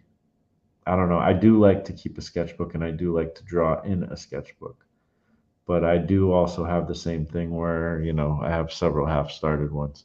Trying to break that habit and start drawing in blank sheets. All right. A180, have you read the Walking Dead series comic by Robert Kirkman? I have read a lot of it, but not all of it. I think I read a little bit past when they left the prison camp, and that's as far as I got in the actual comic. I've got further than that in the show. I got all the way till, well, I don't want to spoil the show, but I got pretty darn far in the show, but maybe the last few seasons I didn't catch, you know. And I probably never will. I may never catch it because to me it lost. There's a certain point in the show where certain things happen where I'm like, well, that defeats the purpose of the story because that's what the story is all about, and now that situation is done. So, you know, anyways. But I enjoy Walking Dead a lot, though. It's one of my favorite things, you know, as far as like stories. The comics I think are really good. So yeah, time. I need time to draw, but teaching consumes time, especially with three full groups. Yeah, teaching is all encompassing from what I've observed from teachers for sure. What's up, Emilio? Thanks for coming by.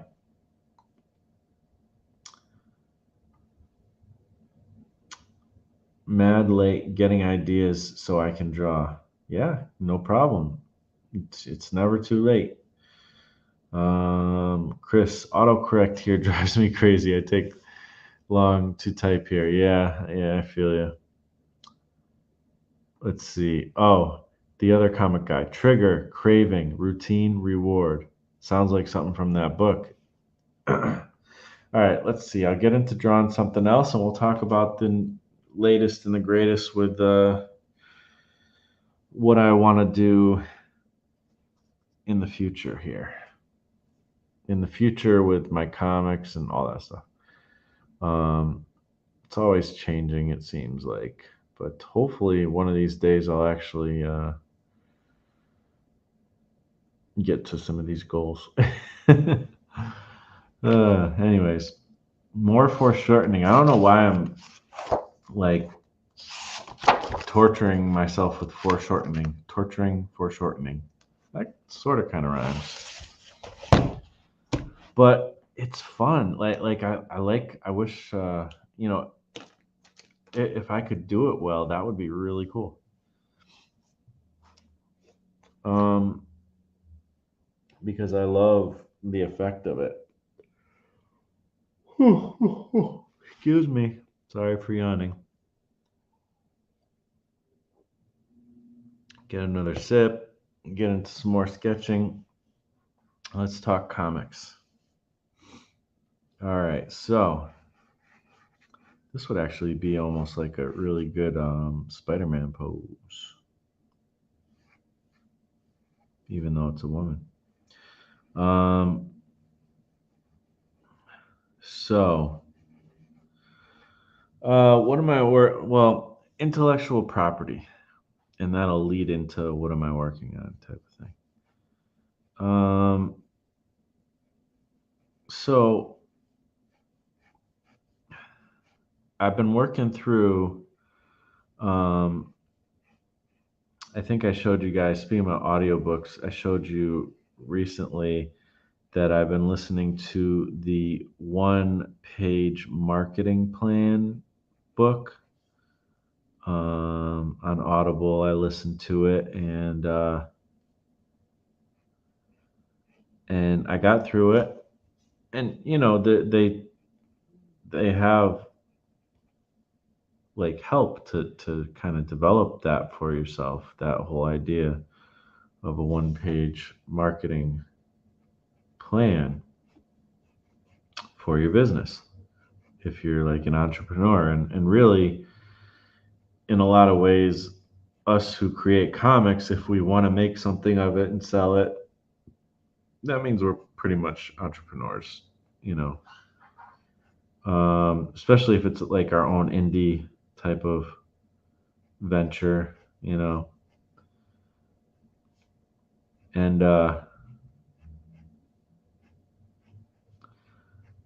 so I've read and will continue to always read and take in a lot of business and marketing and all that kind of stuff type of content because well I enjoy it, it's motivating, but I also want like I have goals to make something of this stuff, you know, and I have my whole life really. Maybe a smart person would have given up by now because I haven't got anywhere near to where I want to get to, you know, but I'm probably not smart, so we'll just suffer for the rest of my life. Um, so, anyways, really great book. I definitely recommend it to anybody who's trying to make things work with their projects. It's pretty good. I'm gonna keep referring to it. I actually bought the book today, even though I listened to the audio version of it. I bought the physical book on Amazon, which I'm like I said, I'm trying not to buy stuff, but that was one. It wasn't too expensive, and it's just I want to have it for reference.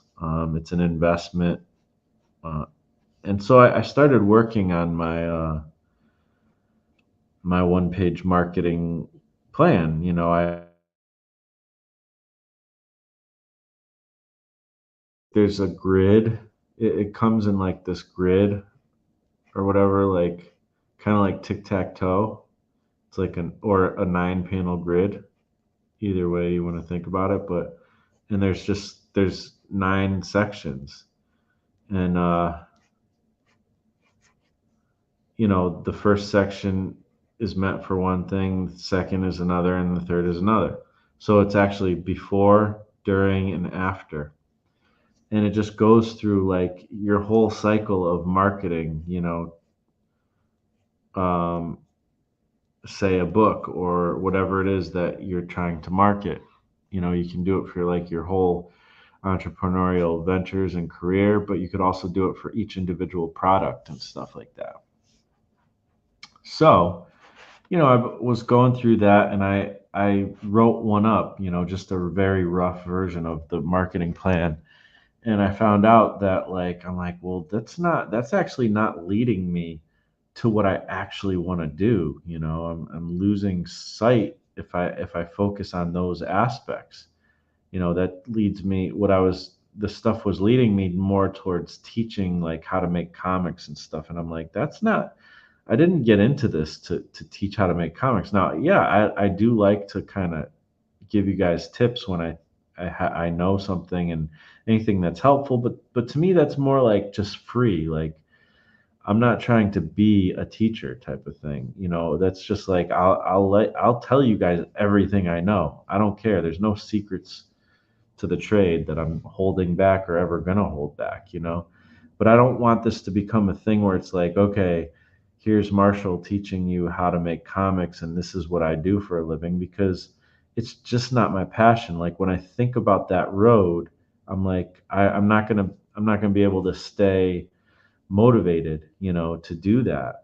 Um, I just know myself, and I know that that's not going to stay a passion to just do that. What I got into this for was because I was excited about what the image guys were doing, and I wanted to make my own stories.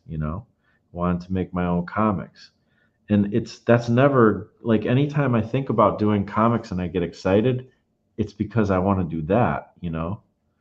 That's the point that I'm trying to get to, and I've succeeded on some level to very small degree, but there's some success. I've made comics, that is my own and published them on a self-publishing, kind of route. Um, but I want to make it into a career, because and I want it to reach more people, really, more importantly, I guess. Um, and so I'm like, okay, I'm going to redo this whole thing, and I still haven't fully redone it yet, but I'm planning on it to reflect those desires more. I don't really want to, again, I'll teach because I enjoy sharing my knowledge and stuff, you know, but that's not like the main point of what I'm doing. So, anyways, that was a revelation, or I mean, I've kind of come to this before, but again, I'm kind of getting back into this world of making comics, where I had that break for a while, because of the life stuff I was going through. And um, anyways, I kind of came to that conclusion, and which is like no duh, Marsh, like you already knew that type of thing, but it is what it is. You sometimes have to relearn what your plans are, whatever. Um, so this is actually good hand practice, obviously, but um,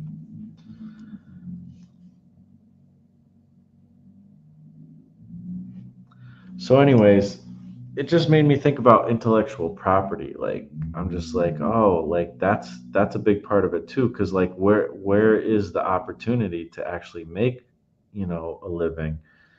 And I feel like intellectual property is a thing I got to just always remember. Like, that's what I want. I want to build these things.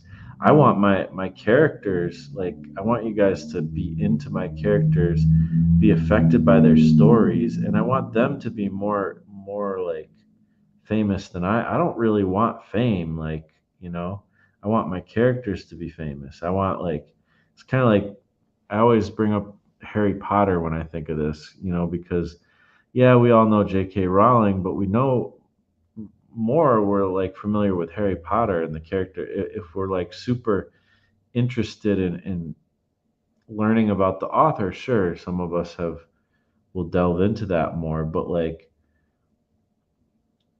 when it comes down to it, you're probably more well acquainted with the characters that she's written, and just same as other authors as well.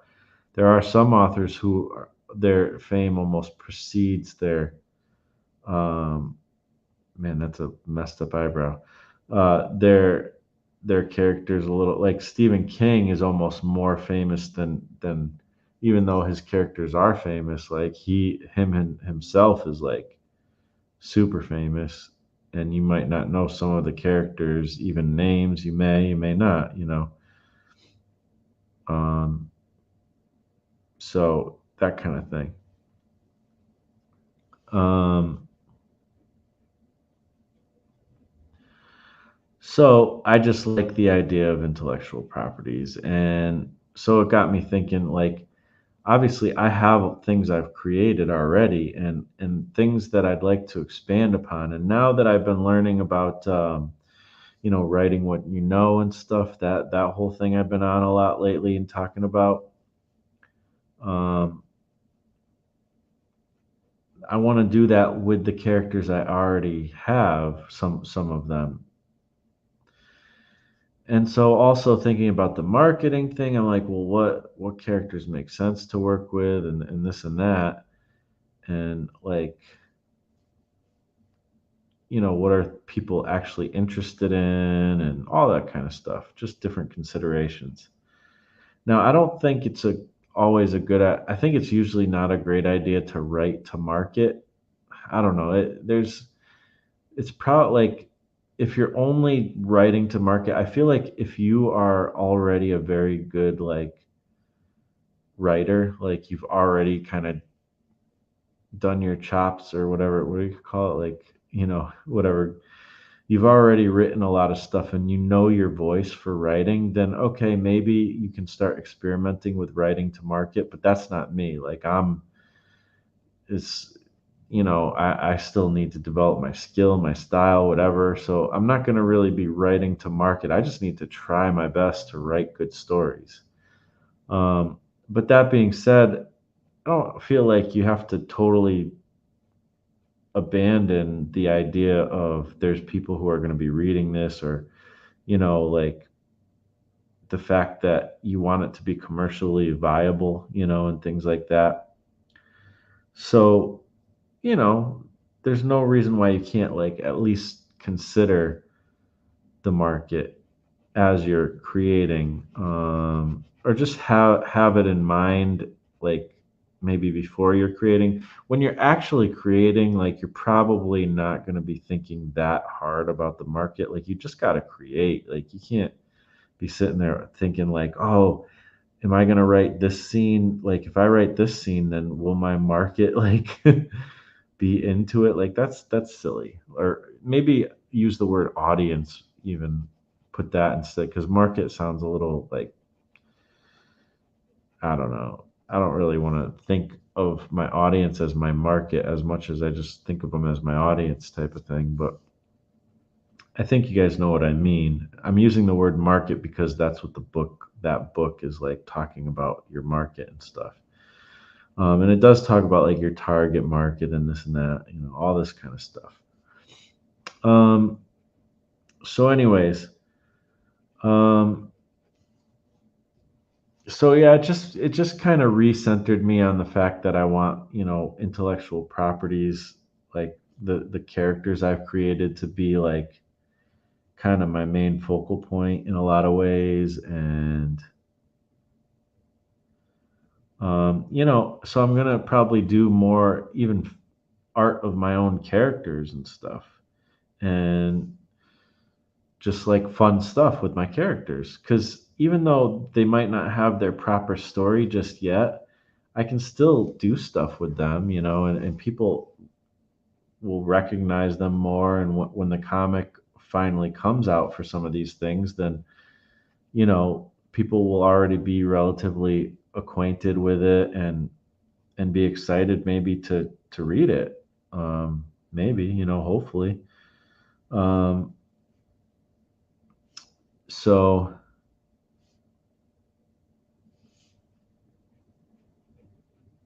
yeah, I don't know. So I'm thinking about my characters that I've already created a bit more than I was before, because I kind of gave up on a lot of my characters, not because they were bad or anything, but just because I wanted to kind of make a fresh start. Uh,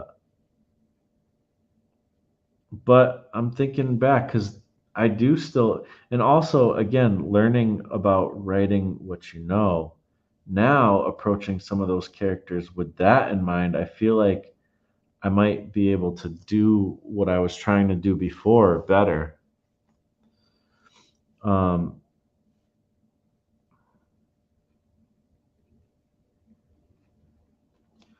and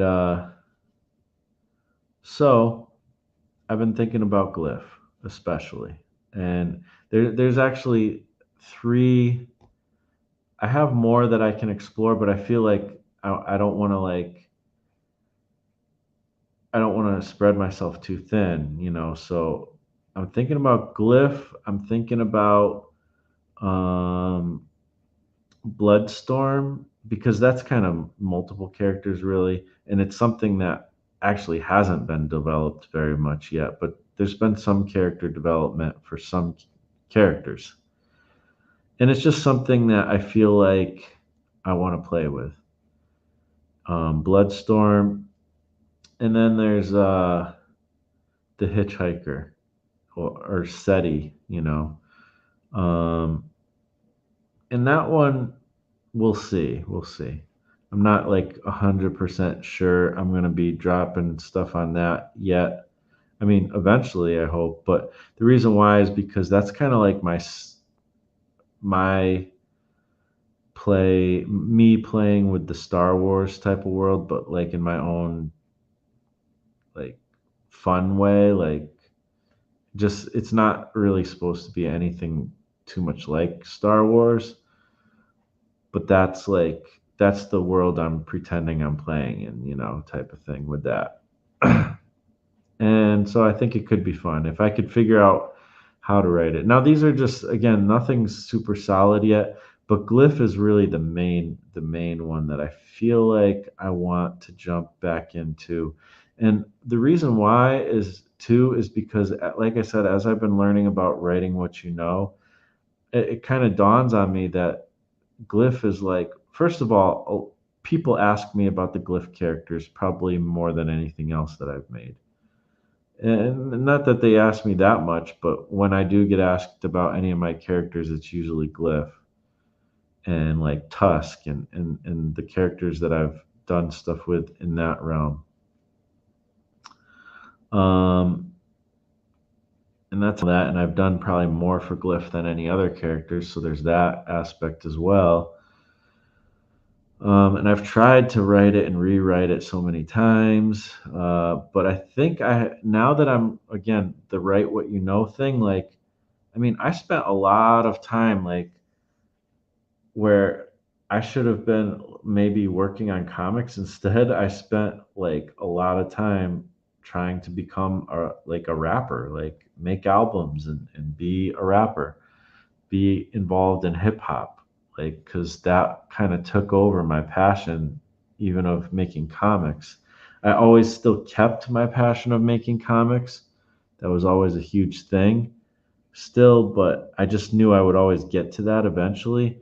But for a while, like, hip hop really kind of took its place.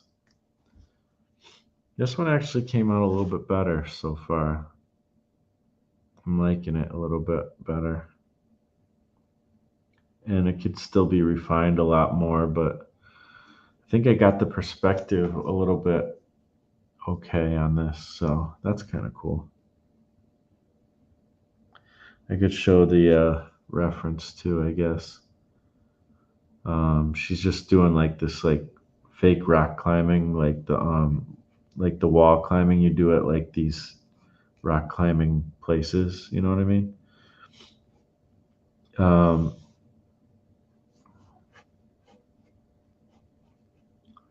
so, and it's a cool perspective on it.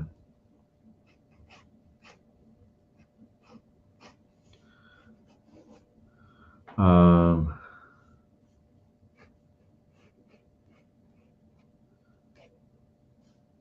yeah, pretty cool. So, here I'll show you guys the thingy. There you go. So, I guess I could do this.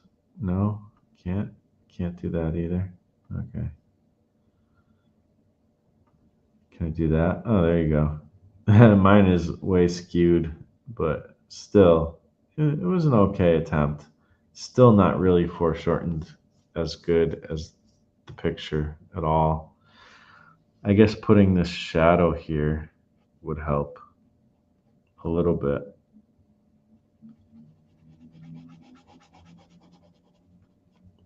Give it that kind of space.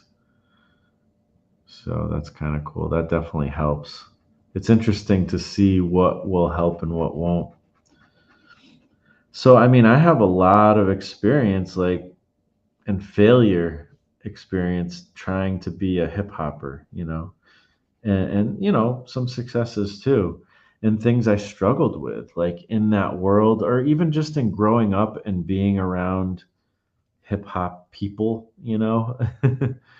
and just trying to be like a suburban white kid who's trying to hang out with all these people who are trying to be hip hop people, and they're like, some of them are like a little rough around the edges, and I'm like, not that.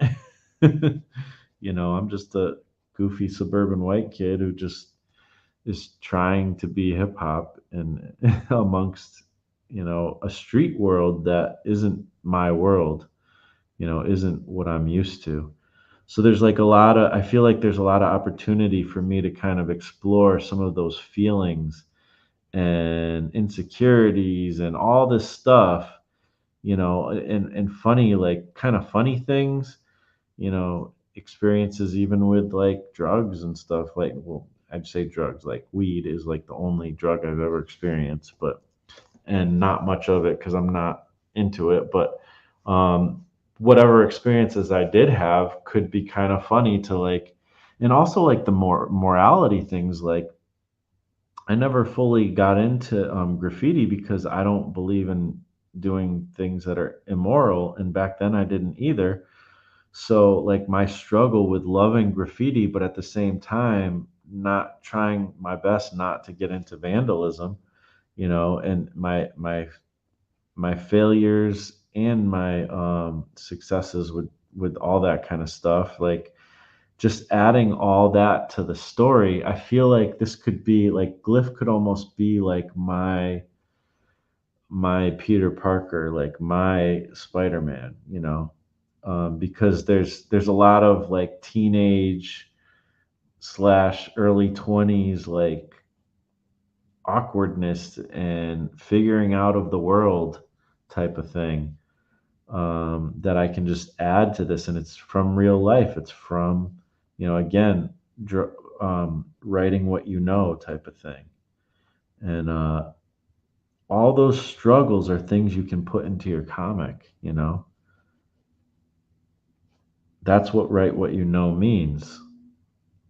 It's not right like exactly what like it's right what about the feelings that you have. And the thing is too is like I am not a superhero. I haven't gone on fantastic adventures in my life necessarily, but the feelings that are associated with things that I've done in my life are very big and very melodramatic sometimes. Like, it's sometimes the feeling is way bigger than the actual situation, because that's what feelings do. They get blown out of proportion and stuff. And um I can just so what I believe in and write what you know is like almost like this um emotional realism, even though the situations that Glyph might find himself in are very fantastic and different. And I'll set it in like a kind of a sci-fi world, and there's just a lot of stuff I can derive from my life that will be informative um, to Glyph, and I never thought of it like that. I never approached Glyph like that. I approached it like I just want to make a cool comic where a guy has, his art comes to life and that's his superpower, and he fights against things and people and whatever. Like it never like I tried to develop further than that, but I didn't know how to. And now I feel like I know how to, or I at least know where to start. I don't know if I know how to, but because I still haven't, I'm still learning how to practice this, write what you know stuff, and I'm still such a novice when it comes to writing. All my stories have been pretty simplistic, when it comes down to it. And so this is going to give me a chance, and I think I'm going to write like some stories that are like I think I'm gonna stick to small stories at first with everything that I do with the Bloodstorm stuff, um, and with the Glyph stuff. I think everything's gonna be in a relatively like anthology form where you'll get a few different stories um, per issue or whatever. And I was even thinking of like maybe making like a mini comics and stuff like ash cans versions of them too at some point, like for some of this stuff. And I was thinking of this idea of like ash can anthologies, where like I have multiple stories in the size of an ash can or whatever. The ash can being like, can I reach it? Where did it go? Like this is an ash can. This Yosagi Yojimbo. Like this is a typical sketchbook paper. It's basically like half of a paper like type of thing. So it's smaller, but I was thinking maybe making like a little bit more sizable of an ash can, like maybe double this page count or something, and put like a thicker stock cover on it. Maybe I'll do that as like, and I want to release some of the older stuff, like the stuff I've already done. I want to release maybe as some of these ash cans as well. I don't know, or I'll do like actual issues. I'm not 100% sure, but I do want to release the old stuff as well. But that'll just be like, in addition, and I want to make proper stories too. And so with the Bloodstorm stuff, that's going to be like me playing in the 90s, the stuff that I love, like Youngblood, Savage Dragon, Spawn, X Force, X Men, like all that stuff that I love from the 90s, playing in that world and just creating cool characters and stories and stuff. And again, trying to figure out how I can map what I know into that kind of storytelling. And it's going to be different characters that will, I mean, the plan is for them to eventually be a group called, Bloodstorm. Um, but like for now, it'll just probably be like um, an anthology of just cool characters I come up with, and I'll find a way eventually to bring them together as their own thing, like a full group thing. So yeah, I don't know. That's my idea with that, and I haven't thought much about the Hitchhiker and SETI so much, but I feel like that's a world I can play in, as well. That'll be fun. So we'll see where that goes. But that's my current idea and plan for comics, and I'm gonna hopefully that's gonna be the thing I do. I'm trying my best not to, like I do kind of vacillate from thing to thing, unfortunately, or oscillate or whatever the word is. So yeah, let's see. Check the chat here. Let's see.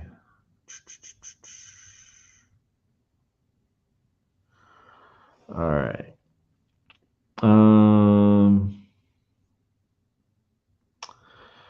A180 says, I watched all of the show up to season 10. Great timeline, and I look forward to the movies. Oh, there's going to be movies, huh? I didn't even know that. That's cool. That's awesome. It is a great series, great property. Speaking about intellectual properties, The Walking Dead is a great intellectual property. You know, Adam Lore Marsh, have you read Crumb's rendition of Genesis? No, I haven't, but I would love to. It's one of those things that hopefully I'll get one of these days. I definitely want to get the sketchbooks more than anything. The sketchbooks are the things I'm really interested in of Robert Crumbs. Also, has anybody watched Funny Pages? Kayfabe did a review the other day. That I saw it in my feed, but I didn't watch that video yet. So I'm curious about that as well. Season 11 is not on Netflix yet, though, which is disappointing. Oh, okay. Well, gotta go now. I'll stop by sometime. Cool. Thanks for stopping by, and yeah, be happy to see you here again sometime. Thanks for your wise words and inspiration. Have a good rest of your day, everyone. You too. You too. Paul Pate is here. What's up, Paul? Thanks for hanging out. Let's see. Paul asked, "What's Funny Pages about?" And Adam said, "Funny Pages is about a comic artist who drops out of high school to chase his dream. Pretty funny movie with a lot of real obscure comic references. Very R-rated. Ooh, sounds like something I want to check out. I'm going to write that down as well. Maybe I'll watch it. I had never even heard of that movie. Cool. But you share what you can, and that's fine. Yeah, totally. Enjoy the show and share your artful eyes with the world. You can do it. Sketch looks great, Marsh. Thanks, Adam. Let's see. That's a nice looking hand, Marsh. Thanks. Yeah, it came out pretty good. Still not as good as the picture, but I probably should try to redraw, like draw it over and over until I get it even more right. Um, let's see.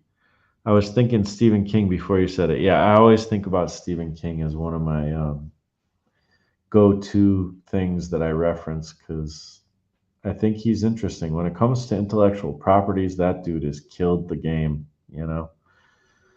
Let's see. This is looking great. Thank you, Peter.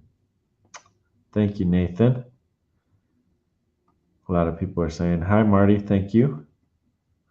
Farmer Fox, what's up? Your channel is very inspiring. Been watching your channel for a while. Okay, cool. That's awesome. Thank you. And, to all those people who are out there kind of just lurking and not saying anything, thank you for watching and hanging out. And I hope it's helpful, and I'm totally have no problem if people don't talk or whatever. That's fine. I mean, the more engagement, the better, just because I like engaging with you guys. But, if you don't, that's totally cool too. I know how it is. Sometimes I just listen to shows and draw to them or whatever. Sometimes you can't engage. Sometimes you're just not that type of person who likes to, and that's nothing wrong with that. Let's see. Marsh, your sketch reads really well. Looks good. Thank you. I really appreciate that. It's unanimous. Nice drawing. Thank you. Let's see. Let's see. Does Glyph have a tagline? No, not yet. Not yet. Created to be creative? No, that's not his tagline. But he should. He should have a tagline. I like that. Well, I mean, if by tagline you mean like the titles of the stories, well, so far these stories, and I say stories like in quotes, like it's not, they're, they're stories, but they're not the greatest, but they're still fun. This one is called Glyph and the Terror of Tusk, and this one is called Glyph Hiding in the Light, and this one's called Glyph Monster Munch Mystery. So, yeah. But those, I mean, I think you're talking, when you say tagline, I feel like you're talking about like something he says, all the time. And I think that would be cool if he did. Maybe we'll get to that, you know. Let's see. I like the style of this sketch. I think of parkour. Not sure if I spelled that correct. I don't know either. I don't know how to spell parkour.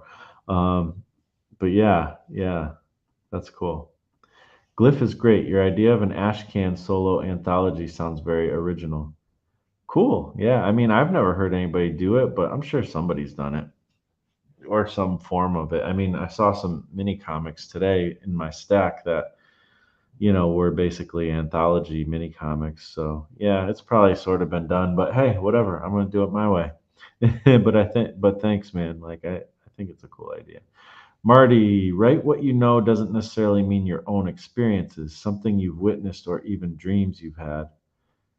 Yeah, that's interesting too. Like some dreams you've had or something you've witnessed. Like sometimes you can, uh, I think you're right. Like, but at the same time, I think really at the core of write what you know is write what you know emotionally. Like I think that's the key. That's the key I've been missing all my life. Where I thought like maybe I didn't have enough interesting experiences to write what I know, but it's not that's not what it's about. It's about the emotional, what you know emotionally and translating that into your character. Like we've all been afraid at some point or another. Well, don't just write a horror story and do like this generic fear thing. It won't come across in a real way, but if you write about like if you like sit there and try to think, okay, how did I feel when I was afraid that one time when I was down in the basement and something jumped out at me? It was only a raccoon, but I thought at first it was like some creepy creature or whatever. I don't know. Like a raccoon is scary enough too, actually, but but like you know what I mean. Like maybe it was only a mouse or just something fell off of a chair or something. But what was the feeling, and what if it really was a monster? Like how horrified would you like? But what was the actual feeling though? Because like yeah, like there's we all know what fear generically feels like, but like to all of us it's somewhat unique, and there's always like something unique that you can pull from these experiences where it's like I don't know like maybe there was a little excitement in it, or maybe it was fear, but there was also like I don't know like something else. I think feelings are more complex sometimes, and if we can get into those specific complexities of how we were feeling and somehow translate that through story, that's the thing that'll kind of jump out and touch somebody, in whatever, way it is. And if we can get that across, like that's my goal, is to get those kinds of things across to people. Um, so I don't know. We'll see. Your hands are so awesome. Oh man, I struggle with hands too. Thank you though. It's hands are tough. Hands are really tough. Tariki, is there somewhere where we could listen to your tracks? I myself am an amateur musician and just have my stuff online for free download. Yeah, there's links in the bio. I have a link tree. There's some stuff on Spotify and there's some stuff on Bandcamp. Most everything I've done is on those two platforms. Nice piece, Marshall. Thanks, Peter. Hope you're doing well, sir. Adam, if you end up doing a solo anthology, you shouldn't feel bad about switching between projects. We discussed this. But Eight Ball by Dan Klaus is a great example of doing multiple ideas under one title. Yeah, totally, totally. Yeah, I got to remember that for sure. It's a good point. Let's see. For the lurkers, Nathan says, don't be shy to engage if you would like to. Everyone here is very encouraging. We love to have you. That is true. Thank you for that, Nathan. Thank you. Oh, this is how you spell parkour. Yeah, Paul, this is how I spell glyph. Although I have spelled it the other way before too, but I try to remember to always spell it this way because that's the way I want it to be spelled. And it's just simpler. It's easier. It's quicker to just read it a little bit, just a tiny bit quicker. Retro is the parkour master, so he knows how to spell it. Oh, okay. I didn't realize that was like kind of his thing. That's cool. Um, Yamakasi is an awesome movie about a group of parkour real life superheroes. Super good and funny. Oh, really? That sounds fun. I'm writing that down. Yamakaze. That's cool. Parkour superhero movie.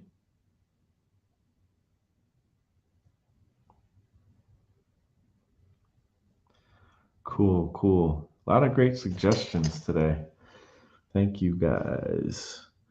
Well, raccoons are a scary thing too. Yeah, totally. Only a raccoon? A raccoon in your basement would be terrifying. I know. I know. It's funny because you guys are saying that, but then I did correct myself on that because I would totally be afraid of a raccoon in my basement. Right? Like a monster under our bed, I would run and jump on my bed or run from my bed to my door. I still don't like walking downstairs that are open behind them. Yeah, I don't really love being in the dark. Honestly, it's weird. You just gotta like not think of it, but if you start think, it's like don't look down. If you're up on a heights, like don't think of creepy things if you're in the dark. If you do, you're gonna start to creep yourself out. At least that's how I feel. And that's the type of thing you can bring to a story. You could actually have that conversation happen before somebody runs into a creepy, situation, and then once they do, everybody, the reader will remember that they had that thought before, and it'll foreshadow and it'll just make that moment even more real. Paul says, one day my littlest daughter opened the front door and a bird flew in the house. Chaos ensued. My daughters were scared. So you could bring that into a story, like with a comic, like because we had birds at one point when I was younger, and there were, when they got into the house, it was so hard to like catch them and stuff like that, like if they got out of the cage and stuff. And we had a bird escape on us, and the disappointment of learning that they probably won't survive out in the wild when my parents told me that, like because they have human smell on them, and also that like um they're not they're not meant to be outside. Well, they're meant to be outside, but they're not like adept at like they haven't learned how to survive out in the wild because they've been domesticated or whatever, like that whole thing. Like that's a feeling that I could bring to some aspect in a comic, like all these little things.